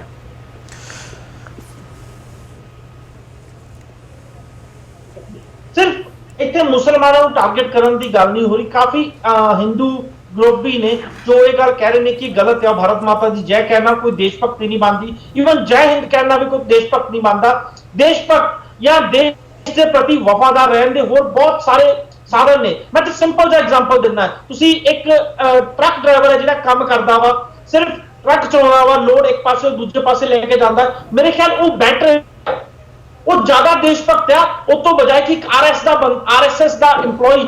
ਮੈਂ ਇੰਪਲੋਈ ਜ਼ਰੂਰ ਕਹਿਣਾ ਚਾਹੂੰਗਾ, ਇੰਪਲੋਈ ਜਿਹੜਾ ਕਿ ਨਵੀਂ ਸੋਚ ਕੱਢਦਾ ਵਾ ਕਿਹੜੇ ਤਰੀਕੇ ਨਾਲ ਅਸੀਂ ਹਿੰਦੂਇਜ਼ਮ ਨੂੰ ਇੰਡੀਆ ਉੱਤੇ ਇੰਪੋਜ਼ ਕਰੀਏ। ਬਿਲਕੁਲ ਕੱਲੀ ਸੋਚ ਹਿੰਦੂਇਜ਼ਮ ਨੂੰ ਇੰਪੋਜ਼ ਕਰਨ ਦੀ ਨਹੀਂ ਕਰ ਰਹੇ ਜੀ, ਉਹ ਇਸ ਵੇਲੇ ਇਹ ਸਾਬਤ ਕਰਨ ਦੀ ਕੋਸ਼ਿਸ਼ ਕਰ ਰਿਹਾ ਹੈ ਕਿ ਇੱਕ ਖਾਸ ਕਮਿਊਨਿਟੀ ਜਿਹੜੀ ਹੈਗੀ ਆ ਉਹ ਹਿੰਦੁਸਤਾਨ ਦੇ ਵਿੱਚ ਰਹਿ ਕੇ ਉਹ ਵੱਖਵਾਦੀ ਹੈਗੀ ਆ, ਉਹ ਹਿੰਦੁਸਤਾਨ ਦੇ ਖਿਲਾਫ ਹੈਗੀ ਆ। ਮੁੱਦਾ ਇਸ ਗੱਲ ਦੇ ਉੱਪਰ ਲਿਆਉਣ ਦੀ ਉਹ ਕੋਸ਼ਿਸ਼ ਕਰ ਰਿਹਾ ਕਿ ਜਿਹੜੇ ਛੋਟੇ ਧਰਮ ਹੈਗੇ ਨੇ ਉਹਨਾਂ ਨੂੰ ਕਿਸੇ ਤਰੀਕੇ ਨਾਲ ਦਬਾਇਆ ਜਾਵੇ। ਤੁਸੀਂ ਇਹ ਦੇਖੋ ਕੰਮ ਕਿੰਨੇ ਤਰੀਕਿਆਂ ਨਾਲ ਕਰ ਰਹੇ ਨੇ। ਇੱਕ ਪਾਸੇ ਤਾਂ ਉਹ ਇਸ ਤਰ੍ਹਾਂ ਦੀਆਂ ਚੀਜ਼ਾਂ ਲਿਆ ਕੇ, ਇੱਕ ਪਾਸੇ ਪਹਿਲਾਂ ਜਿਹੜਾ ਹੈਗਾ ਉਹ ਖਾਣ ਪੀਣ ਦੇ ਉੱਪਰ ਰੋਕ ਲਗਾਉਂਦੇ ਨੇ, ਦੂਜੇ ਪਾਸੇ ਉਹ ਫਿਰ ਇੱਕ ਸਲੋਗਨ ਇਦਾਂ ਦਾ ਲੈ ਕੇ ਆਉਂਦੇ ਨੇ ਜਿਹੜੀਆਂ ਦੂਜੀਆਂ ਕਮਿਊਨਿਟੀਆਂ ਬੋਲ ਨਹੀਂ ਸਕਦੀਆਂ, ਉਹ ਸਲੋਗਨ ਦੇ ਉੱਪਰ ਉਹਨਾਂ ਨੂੰ ਟਾਰਗੇਟ ਕੀਤਾ ਜਾਂਦਾ। ਤੀਜੇ ਪਾਸੇ ਜਿਹੜਾ ਹੈਗਾ ਉਹ ਘਰ ਵਾਪਸੀ ਦੇ ਨਾਂ ਤੇ ਹਿੰਦੂ ਬਣਾਉਣ ਦੀ ਪ੍ਰਕਿਰਿਆ ਕਰ ਰਹੇ ਨੇ। ਚੌਥੇ ਪਾਸੇ ਉਹਨਾਂ ਦੇ ਪਿੰਡਾਂ ਦੇ ਵਿੱਚ ਜਿਹੜੇ ਹੈਗੇ ਨੇ ਟ੍ਰੇਨਿੰਗ ਕੈਂਪ ਚੱਲਦੇ ਆ, ਜਿੱਥੇ ਹਥਿਆਰਬੰਦ ਸਿਖਲਾਈ ਦਿੱਤੀ ਜਾਂਦੀ ਹੈ, ਜਿੱਥੇ ਲੋਕਾਂ ਨੂੰ ਇਹ ਸਿਖਾਇਆ ਜਾ ਰਿਹਾ, ਲੋਕਾਂ ਦੇ ਦਿਮਾਗਾਂ ਦੇ ਵਿੱਚ ਇਹ ਭਰਿਆ ਜਾ ਰਿਹਾ ਕਿ IS ਤੋਂ ਬਚਣ ਵਾਸਤੇ ਸਾਨੂੰ ਹਥਿਆਰਬੰਦ ਹੋਣਾ ਚਾਹੀਦਾ। ਤੁਸੀਂ ਦੇਖੋ ਭਾਰਤ ਨੂੰ ਲੈ ਕੇ ਕਿਹੜੇ ਪਾਸੇ ਜਾ ਰਹੇ ਨੇ। ਉਹ ਪੂਰੇ ਦਾ ਪੂਰਾ ਇੱਕ ਵਾਇਲੈਂਟ ਕਲਚਰ ਜਿਹੜਾ ਹੈਗਾ ਉੱਥੇ ਪ੍ਰਮੋਟ ਕੀਤਾ ਜਾ ਰਿਹਾ। ਲੋਕਾਂ ਨੂੰ ਜਿਹੜਾ ਹੈਗਾ ਉਹ ਦੰਗਿਆਂ ਵਿੱਚ ਉਲਝਾਉਣ ਨੂੰ, ਦੁਬਾਰਾ ਦੋ ਫਾੜ ਕਰਨੇ ਨੂੰ ਇੱਕ ਬਹੁਤ ਵੱਡੀ ਸਾਜ਼ਿਸ਼ ਰਚੀ ਜਾ ਰਹੀ ਹੈ। ਇਹ ਮੇਰਾ ਖਿਆਲ ਹੈ ਜਿਹੜੀ ਭਾਰਤ ਦੀ ਸਰਕਾਰ BJP ਹੈਗੀ ਆ, ਉਹ ਦੇਖਦਿਆਂ ਹੋਇਆਂ ਵੀ ਉਹਨੂੰ ਕੋਈ ਫਰਕ ਨਹੀਂ ਪੈ ਰਿਹਾ ਕਿ ਭਾਰਤ ਕਿੱਧਰ ਨੂੰ ਜਾਊਗਾ। ਉਹਨੂੰ ਇਹ ਲੱਗ ਰਿਹਾ ਕਿ ਉਹ ਹਿੰਦੂਤਵ ਦੇ ਇਸ ਮੁੱਦੇ ਨੂੰ ਲੈ ਕੇ ਸਾਲੋਂ ਸਾਲ ਜਿਹੜਾ ਹੈਗਾ ਇੰਡੀਆ ਦੇ ਵਿੱਚ ਰਾਜ ਕਰ ਸਕਦੀ ਹੈ, ਔਰ ਉਹ ਜਿਹੜਾ ਉਹਦਾ ਮਨਸੂਬਾ ਹੈਗਾ ਆ ਹਿੰਦੂਤਾ ਵਾਲਾ, ਉਹ ਉਹਦੇ ਵਿੱਚ ਸਫਲ ਹੋ ਸਕਦੀ ਆ। ਜਦ ਕਿ ਮੇਰੇ ਹਿਸਾਬ ਦੇ ਨਾਲ ਇਹ ਲੱਗ ਰਿਹਾ ਕਿ ਉਹ ਇਸ ਵੇਲੇ ਇੱਕ ਬਹੁਤ ਹੀ ਗਲਤ ਤਰੀਕੇ ਦੀ ਰਾਹ ਦੇ ਉੱਪਰ ਚੱਲ ਪਏ ਆ, ਜਿੱਥੋਂ ਹੁਣ ਉਹਨਾਂ ਦਾ ਮੁੜਨਾ ਵੀ ਮੁਸ਼ਕਲ ਹੈਗਾ ਤੇ ਵਾਪਸ ਲੋਕਾਂ ਨੇ ਸਰਕਾਰ ਵਿੱਚ ਉਹਨਾਂ ਨੂੰ ਆਉਣ ਨਹੀਂ ਦੇਣਾ। ਕਿਉਂਕਿ ਜਿਹੜਾ ਉਹਨਾਂ ਦਾ ਇਹ ਭਾਰਤ ਦੇ ਲੋਕਾਂ ਪ੍ਰਤੀ ਜਾਂ ਭਾਰਤ ਦੀਆਂ ਦੂਜੀਆਂ ਕਮਿਊਨਿਟੀਆਂ ਦੇ ਪ੍ਰਤੀ ਰਵੱਈਆ ਹੈਗਾ, ਉਹ ਸਿਰਫ ਤੇ ਸਿਰਫ ਛੋਟੀਆਂ ਕਮਿਊਨਿਟੀਆਂ ਨੂੰ ਜਿਹੜਾ ਨੁਕਸਾਨ ਨਹੀਂ ਦੇ ਰਿਹਾ, ਭਾਰਤ ਦੀ ਤਰੱਕੀ ਔਰ ਭਾਰਤ ਨੂੰ ਦੀ ਸ਼ਾਂਤੀ ਨੂੰ ਸਮਝਣ ਵਾਲੇ ਔਰ ਉਹਦੇ ਪਿਆਰ ਕਰਨ ਵਾਲੇ ਲੋਕਾਂ ਦੇ ਨਾਲ ਵੀ ਪੂਰਾ ਧੱਕਾ ਹੋ ਰਿਹਾ। ਉਹਨਾਂ ਨੂੰ ਵੀ ਇਸ ਗੱਲ ਦਾ ਉਨਾ ਹੀ ਤਕਲੀਫ ਹੋ ਰਹੀ ਜਿੰਨੀਆਂ ਦੂਜੀਆਂ ਕਮਿਊਨਿਟੀਆਂ ਨੂੰ ਤਕਲੀਫ ਹੋ ਰਹੀ ਹੈ। ਮੈਂ ਕੀ ਕਹਿਣਾ ਚਾਹੁੰਦਾ ਕਿ ਜਿਹੜੀ ਇਹ ਗੱਲ ਚੱਲਦੀ ਪਈ ਭਾਰਤ ਨਾਲ ਜ਼ਬਰਦਸਤੀ ਉਤਵਾਈ ਜਾ ਰਹੀ ਹੈ ਲੋਕਾਂ ਕੋਲੋਂ, ਬਹੁਤ ਹੀ ਗਲਤ ਹੈ।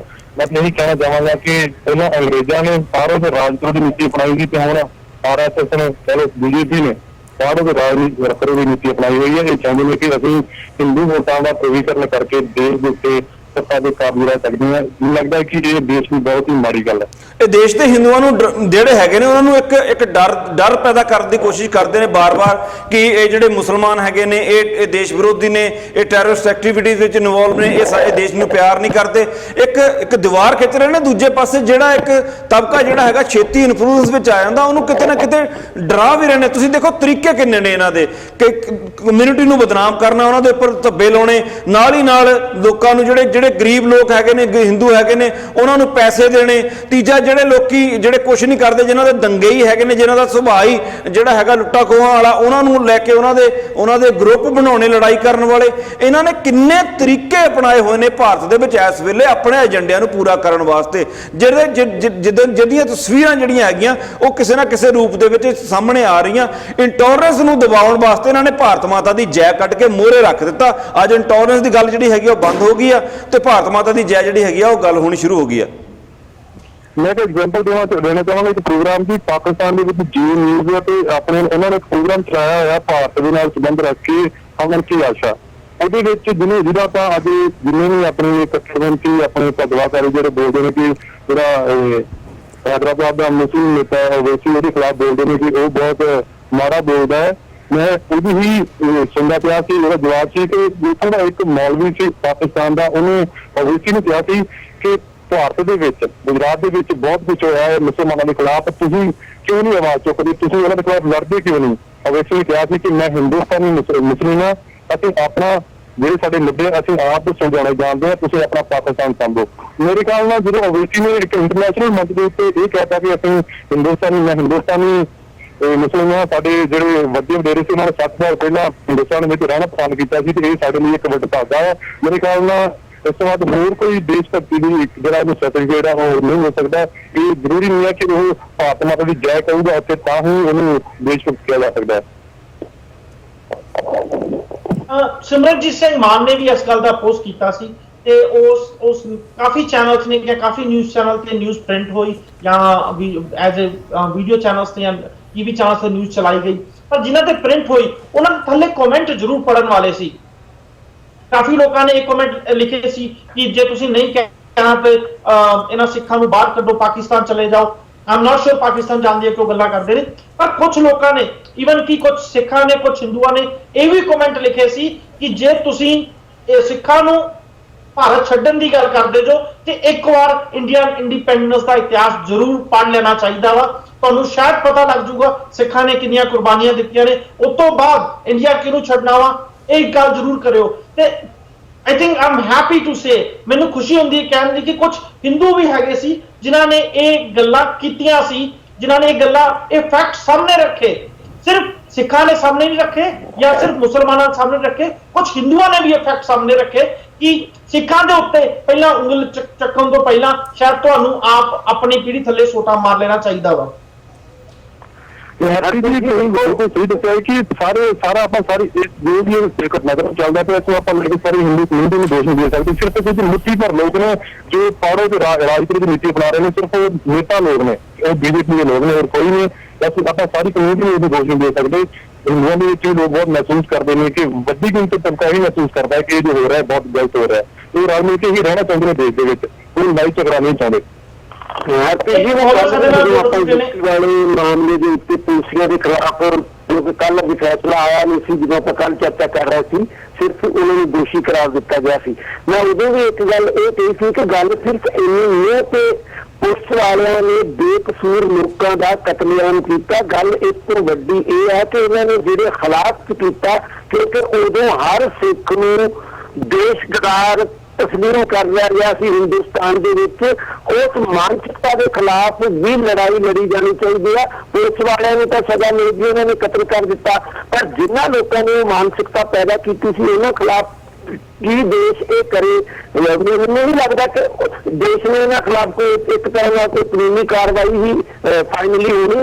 देश के लोगों ने उन्होंने खिलाफ फिर आइडियोलॉजिकल फाइट भी लड़नी पड़ेगी। पुलिस वाले ने तो सजा मिल गई, पर मुख्यमंत्री कल्याण सिंह तो फटकार तक भी कोर्ट ने पाई, जिन्होंने उन्होंने पुलिस वाले ने सही ठहराया सी। अज जदों तुसीं मुसलमानों के खिलाफ भारत माता की जय के सवाल के उत्ते एक मानसिकता क्रिएट कर रहे हो, कल में जे हालात होर बिगड़ते हैं, एंटी मुस्लिम दंगे होंगे ने गुजरात की तर्ज उत्ते, तो इन्हों के अर्थ दरअसल उदों समझ आउणगे सानूं। अज तो सानूं सिंपल ये लगता कि भारत माता की जय कह की प्रोग्राम है, देश भगती जागदी है, पर जदों इसे गल तो पैदा हुई नफरत दंगियां दे विच कन्वर्ट हुई, उदों सानूं दरअसल समझ लगू कि ये अर्थ की ने। पर कि असीं उन्हां दिनों का इंतजार कर रहे हैं कि ये सही अर्थ सामने आउण, तक असीं उदों RSS की इस नीति नूं समझीए। इस चीज का जवाब तो दिलराज जी दे सकते हैं। मैं इत्थे एक कॉल हाँ जी, सत श्री अकाल जी। हाँ जी, अपना नाम दसोगे मैम? हाँ जी, मेरा नाम गुरपाल। तो मैं फोन तब किया कि असी तो लैस पैट्रियट सी, असी तो जय भारत जय माता दी नहीं कही, जय भारत भी नहीं कही, कि साडे बजुर्ग जिहड़े आ जिन्हां दी इन्नियां कुर्बानियां ने कि वो पैट्रियट नहीं कि जिन्होंने इन्नियां कुर्बानियां दित्तियां, वो जय भारत माता दी कह के उन्होंने कुर्बानियां नहीं दित्तियां। दूसरी गल, इन्होंने सिखां नूं सिख स्थान देण दा वादा किया सी आजाद इंडिया दे विच, जिथे कि वो प्रफुल्लत हो सकन अपने। ते हुण ये सानूं कहंदे कि जिद्दां भारत माता जी इंडिया सारियां साडा थां कर देण जिहड़ा सिख स्थान दा इन्होंने साडे नाल वादा किया सी। फिर ते जिहड़ी कौम कोई भी राज करदी आ, इन्होंने सुभाष चंद्र वर्गे नेता नूं जींदे नूं मार छड्डिया, उन्होंने बाहर कढ छड्डिया कंट्री दे विचों। ते सारे चलती रहना गड्डी अपनी चलाउणी चाहुंदे आ, और बहुत गलत है। रिजल्ट इन्होंने गलत मिलणगे। अंग्रेजां नूं सिखां दी लोड़ सी लड़ाइयां दे विच, किद्दां हुण कि इन्हां नूं नस्लवाद कर रहे आ, प्रचार कर रहे हैं, जिहड़ा कि बहुत बहुत गलत है। असीं नहीं कदे सोचा कि असीं लैस पैट्रियट हैं, ये अपने आप सानूं रियलाइज करा रहे हैं कि असीं नस्लवादी हैगे आ, ये नस्लवादी फिरका परस्ती कर रहे हैं। इन्नी गल। Thank you. थैंक यू जी। बड़ा वधिया शब्द कीता कि नस्लवाद का प्रचार हो रहा है। जे वेख्या जाए तो टैक्नीकली नस्लवाद का ही प्रचार हो रहा है। टाइम बहुत घट बचा, जे अखीर च कोई गल कहना चाहे उस तो बाद आई थिंक डिबेट नंबर 2 का टाइम आ गया साडा। बिल्कुल हैप्पी जी, मैं एक गल कहना चाहना, RSS जो करता पाया गलत करता पाया, किसी को जबरदस्ती ये कहना कि भारत माता की जय है वो उन्ना ही गलत है। ਨਾਲ ਆਪਾਂ ਇੱਕ ਚੀਜ਼ ਹੋਰ ਲੈ ਕੇ ਚੱਲੀਏ ਕਿ ਜਿੰਨਾ ਇੱਕ ਫਤਵਾ ਜਾਰੀ ਹੁੰਦਾ ਕਿ ਭਾਰਤ ਮਾਤਾ ਕੀ ਜੈ ਨਹੀਂ ਕਹਿਣੀ, ਹੋ ਸਕਦਾ ਕੋਈ ਮੁਸਲਿਮ ਜਿਹੜਾ ਹੈਗਾ ਉਹ ਫੋਟੋ ਨੂੰ ਨਾ ਧਿਆਨ ਵਿੱਚ ਰੱਖ ਕੇ ਭਾਰਤ ਮਾਤਾ ਕੀ ਜੈ ਇਕੱਲਾ ਕਹਿਣਾ ਚਾਹੁੰਦਾ ਹੋਵੇ, ਉਹ ਵੀ ਉਨਾ ਹੀ ਗਲਤ ਹੈ। ਨਾਲੇ ਇੱਕ ਚੀਜ਼ ਜਿਹੜੀ ਆਖਰੀ ਚੀਜ਼ ਮੈਂ ਕਹਿਣਾ ਚਾਹੁੰਦਾ, ਜਿਹਦਾ ਜਿੱਥੇ ਧੱਕਾ ਚੱਲਦਾ ਵਾ ਉਹ ਚੜਾਉਂਦਾ ਵਾ। ਅੱਜ RSS ਦੀ ਪਾਵਰ ਹੈ, ਸਰਕਾਰ ਹੈ, RSS ਕੋਲ ਪਾਵਰ ਹੈ, ਉਹ ਧੱਕਾ ਚਲਾਉਂਦੀ ਪਈ ਹੈ। ਓਵਾਸੀ ਕੋਲ ਉੱਥੇ ਸਰਕਾਰ ਹੈ, ਪਾਵਰ ਹੈ, ਉਹ ਏਦਾਂ ਦੇ ਬਿਆਨ ਦੇ ਕੇ ਧੱਕਾ ਚਲਾਉਂਦਾ ਹੈ। ਉਦਾਂ ਹੀ ਜਿੱਦਾਂ ਸ਼੍ਰੋਮਣੀ ਅਕਾਲੀ ਦਲ ਬਾਦਲ ਕੋਲ ਅੱਜ ਪਾਵਰ ਹੈ, ਸਰਕਾਰ ਹੈ, ਉਹ ਪੰਜਾਬ ਵਿੱਚ ਧੱਕਾ ਚਲਾਉਂਦਾ ਪਿਆ, ਉਹ SGPC VOTING ਰਾਈਟਸ ਵਿੱਚ ਧੱਕਾ ਚਲਾਉਂਦਾ ਪਿਆ, ਹਰ ਚੀਜ਼ ਵਿੱਚ ਧੱਕਾ ਚਲਾਉਂਦਾ ਪਿਆ। ਜਿਹਦਾ ਜਿੱਥੇ ਜ਼ੋਰ ਚੜਦਾ ਉਹ ਚਲਾਉਂਦਾ ਵੀ ਹੈ, ਤੇ ਉਹ ਮੈਨੂੰ ਲੱਗਦਾ ਕਿ ਸਾਰੇ ਹੀ ਚਲਾਉਂਦੇ ਪਏ ਆ। ਉਹ ਕੱਲੀ RSS ਨਹੀਂ ਚਲਾਉਂਦੀ ਪਈ, ਕੱਲੀ ਕਾਂਗਰਸ ਨਹੀਂ ਚਲਾਉਂਦੀ ਪਈ, ਕੱਲਾ ਓਵਾਸੀ ਨਹੀਂ ਚਲਾਉਂਦਾ ਪਿਆ, ਕੱਲੇ ਸ਼੍ਰੋਮਣੀ ਅਕਾਲੀ ਦਲ ਬਾਦਲ ਨਹੀਂ ਚਲਾਉਂਦੇ। ਜਿਹੜਾ ਗਿਆ ਨਾ ਫਤਵਾ ਜਾਰੀ, ਤੁਸੀਂ ਉਹਨੂੰ ਫਿਰ ਗਲਤ ਕਹਿ ਰਹੇ ਹੋ। ਫਤਵਾ ਇੱਧਰ ਹੀ ਜਾਰੀ ਹੋ ਗਿਆ ਸੀ ਜਿੱਦਣ ਕੁਰਾਨ ਆ ਗਿਆ ਸੀ, ਉੱਥੇ ਬਿਲਕੁਲ ਵੀ ਕੋਈ ਐਸੀ ਗੱਲ ਨਹੀਂ ਹੈ। ਉਹਦੇ ਵਿੱਚ ਏਦਾਂ ਦੀ ਫਤਵਾ ਨਹੀਂ ਕਰਨ ਦੀ ਲੋੜ ਨਹੀਂ, ਫਤਵਾ ਜਾਰੀ ਕਰਨ ਦੀ ਲੋੜ ਸੀ।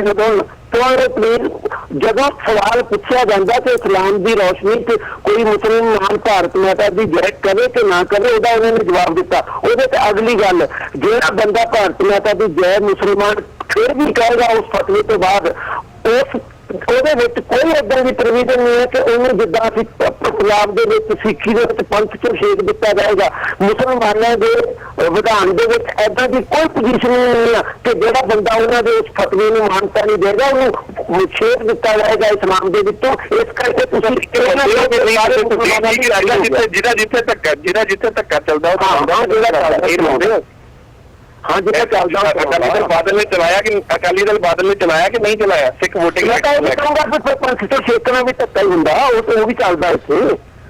ਚਲੋ ਹਰਪ੍ਰੀਤ ਜੀ, ਮੈਂ ਇਸ ਤੇ ਇਹ ਗੱਲ ਕਰਨਾ ਚਾਹਾਂਗਾ ਕਿ ਜਿਹੜੀ ਬੀਬੀ ਵਿੱਚ ਬੋਲੇ ਸਨ, ਉਹਨਾਂ ਨੇ ਬਹੁਤ ਵਧੀਆ ਗੱਲਾਂ ਕਹੀ ਕੀਤੀਆਂ। ਇੱਕ ਗੱਲ ਅਖੀਰਲੀ ਜਿੱਥੇ ਆਪਾਂ ਸਮਾਪਤੀ ਵੱਲ ਵੱਧ ਰਹੇ ਹਾਂ, ਬਿਲਕੁਲ ਸਹੀ ਗੱਲ ਹੈਗੀ ਹੈ ਕਿ ਸਾਨੂੰ ਨੈਸ਼ਨਲਿਜ਼ਮ ਦੀ ਕਿਸੇ ਨੂੰ ਵੀ, ਸਾਨੂੰ ਭਾਵ ਹੈ ਕਿ ਕਿਸੇ ਨੂੰ ਵੀ 21ਵੀਂ ਸਦੀ ਦੇ ਵਿੱਚ ਨੈਸ਼ਨਲਿਜ਼ਮ ਦੀ ਸਰਟੀਫਿਕੇਟ ਦੀ ਕਿਸੇ ਕੋਲੋਂ ਲੋੜ ਨਹੀਂ ਹੈਗੀ। ਖਾਸ ਕਰਕੇ ਉਹਨਾਂ ਤੋਂ ਲੋੜ ਨਹੀਂ ਹੈਗੀ ਜਿਨ੍ਹਾਂ ਦਾ ਪਿਛੋਕੜ ਆਪ ਉਸ ਦੇਸ਼ ਦੇ ਲੋਕਾਂ ਨਾਲ ਗਦਾਰੀ ਵਾਲਾ ਰਿਹਾ ਆ। ਉਸ ਬੀਬੀ ਨੇ ਸੁਭਾਸ਼ ਚੰਦਰ ਬੋਸ ਦੀ ਗੱਲ ਕੀਤੀ ਸੀਗੀ। ਸੁਭਾਸ਼ ਚੰਦਰ ਬੋਸ ਦੇ ਨਾਲ ਕੀ ਕੁਝ ਵਾਪਰਿਆ ਸੀ ਬਹੁਤ ਚੰਗੀ ਤਰ੍ਹਾਂ ਜਾਣਦੇ ਆ। ਮੇਰੇ ਜਿਹੜੇ ਨਾਨਾ ਜੀ ਨੇ ਉਹ ਸੁਭਾਸ਼ ਚੰਦਰ ਬੋਸ ਦੇ ਨਾਲ ਫਰੀडम ਫਾਈਟ ਦੇ ਵਿੱਚ ਰਹੇ ਨੇ, ਤੇ ਜਦੋਂ 1984 ਦਾ ਅਕਾਲ ਤਖਤ ਸਾਹਿਬ ਦੇ ਉੱਤੇ ਅਟੈਕ ਹੋਇਆ, ਉਹਨਾਂ ਨੇ ਆਪਣਾ ਜਿਹੜਾ ਉਹਨਾਂ ਨੂੰ ਆਨਰ ਮਿਲਿਆ ਉਹ ਵਾਪਸ ਕੀਤਾ। ਸੋ ਮੈਂ ਕਾਫੀ ਕਹਾਣੀਆਂ ਉਹਨਾਂ ਦੇ ਮੂੰਹ ਤੋਂ ਸੁਣੀਆਂ ਹੋਈਆਂ ਨੇ ਸੁਭਾਸ਼ ਚੰਦਰ ਬੋਸ ਦੇ ਲਈ।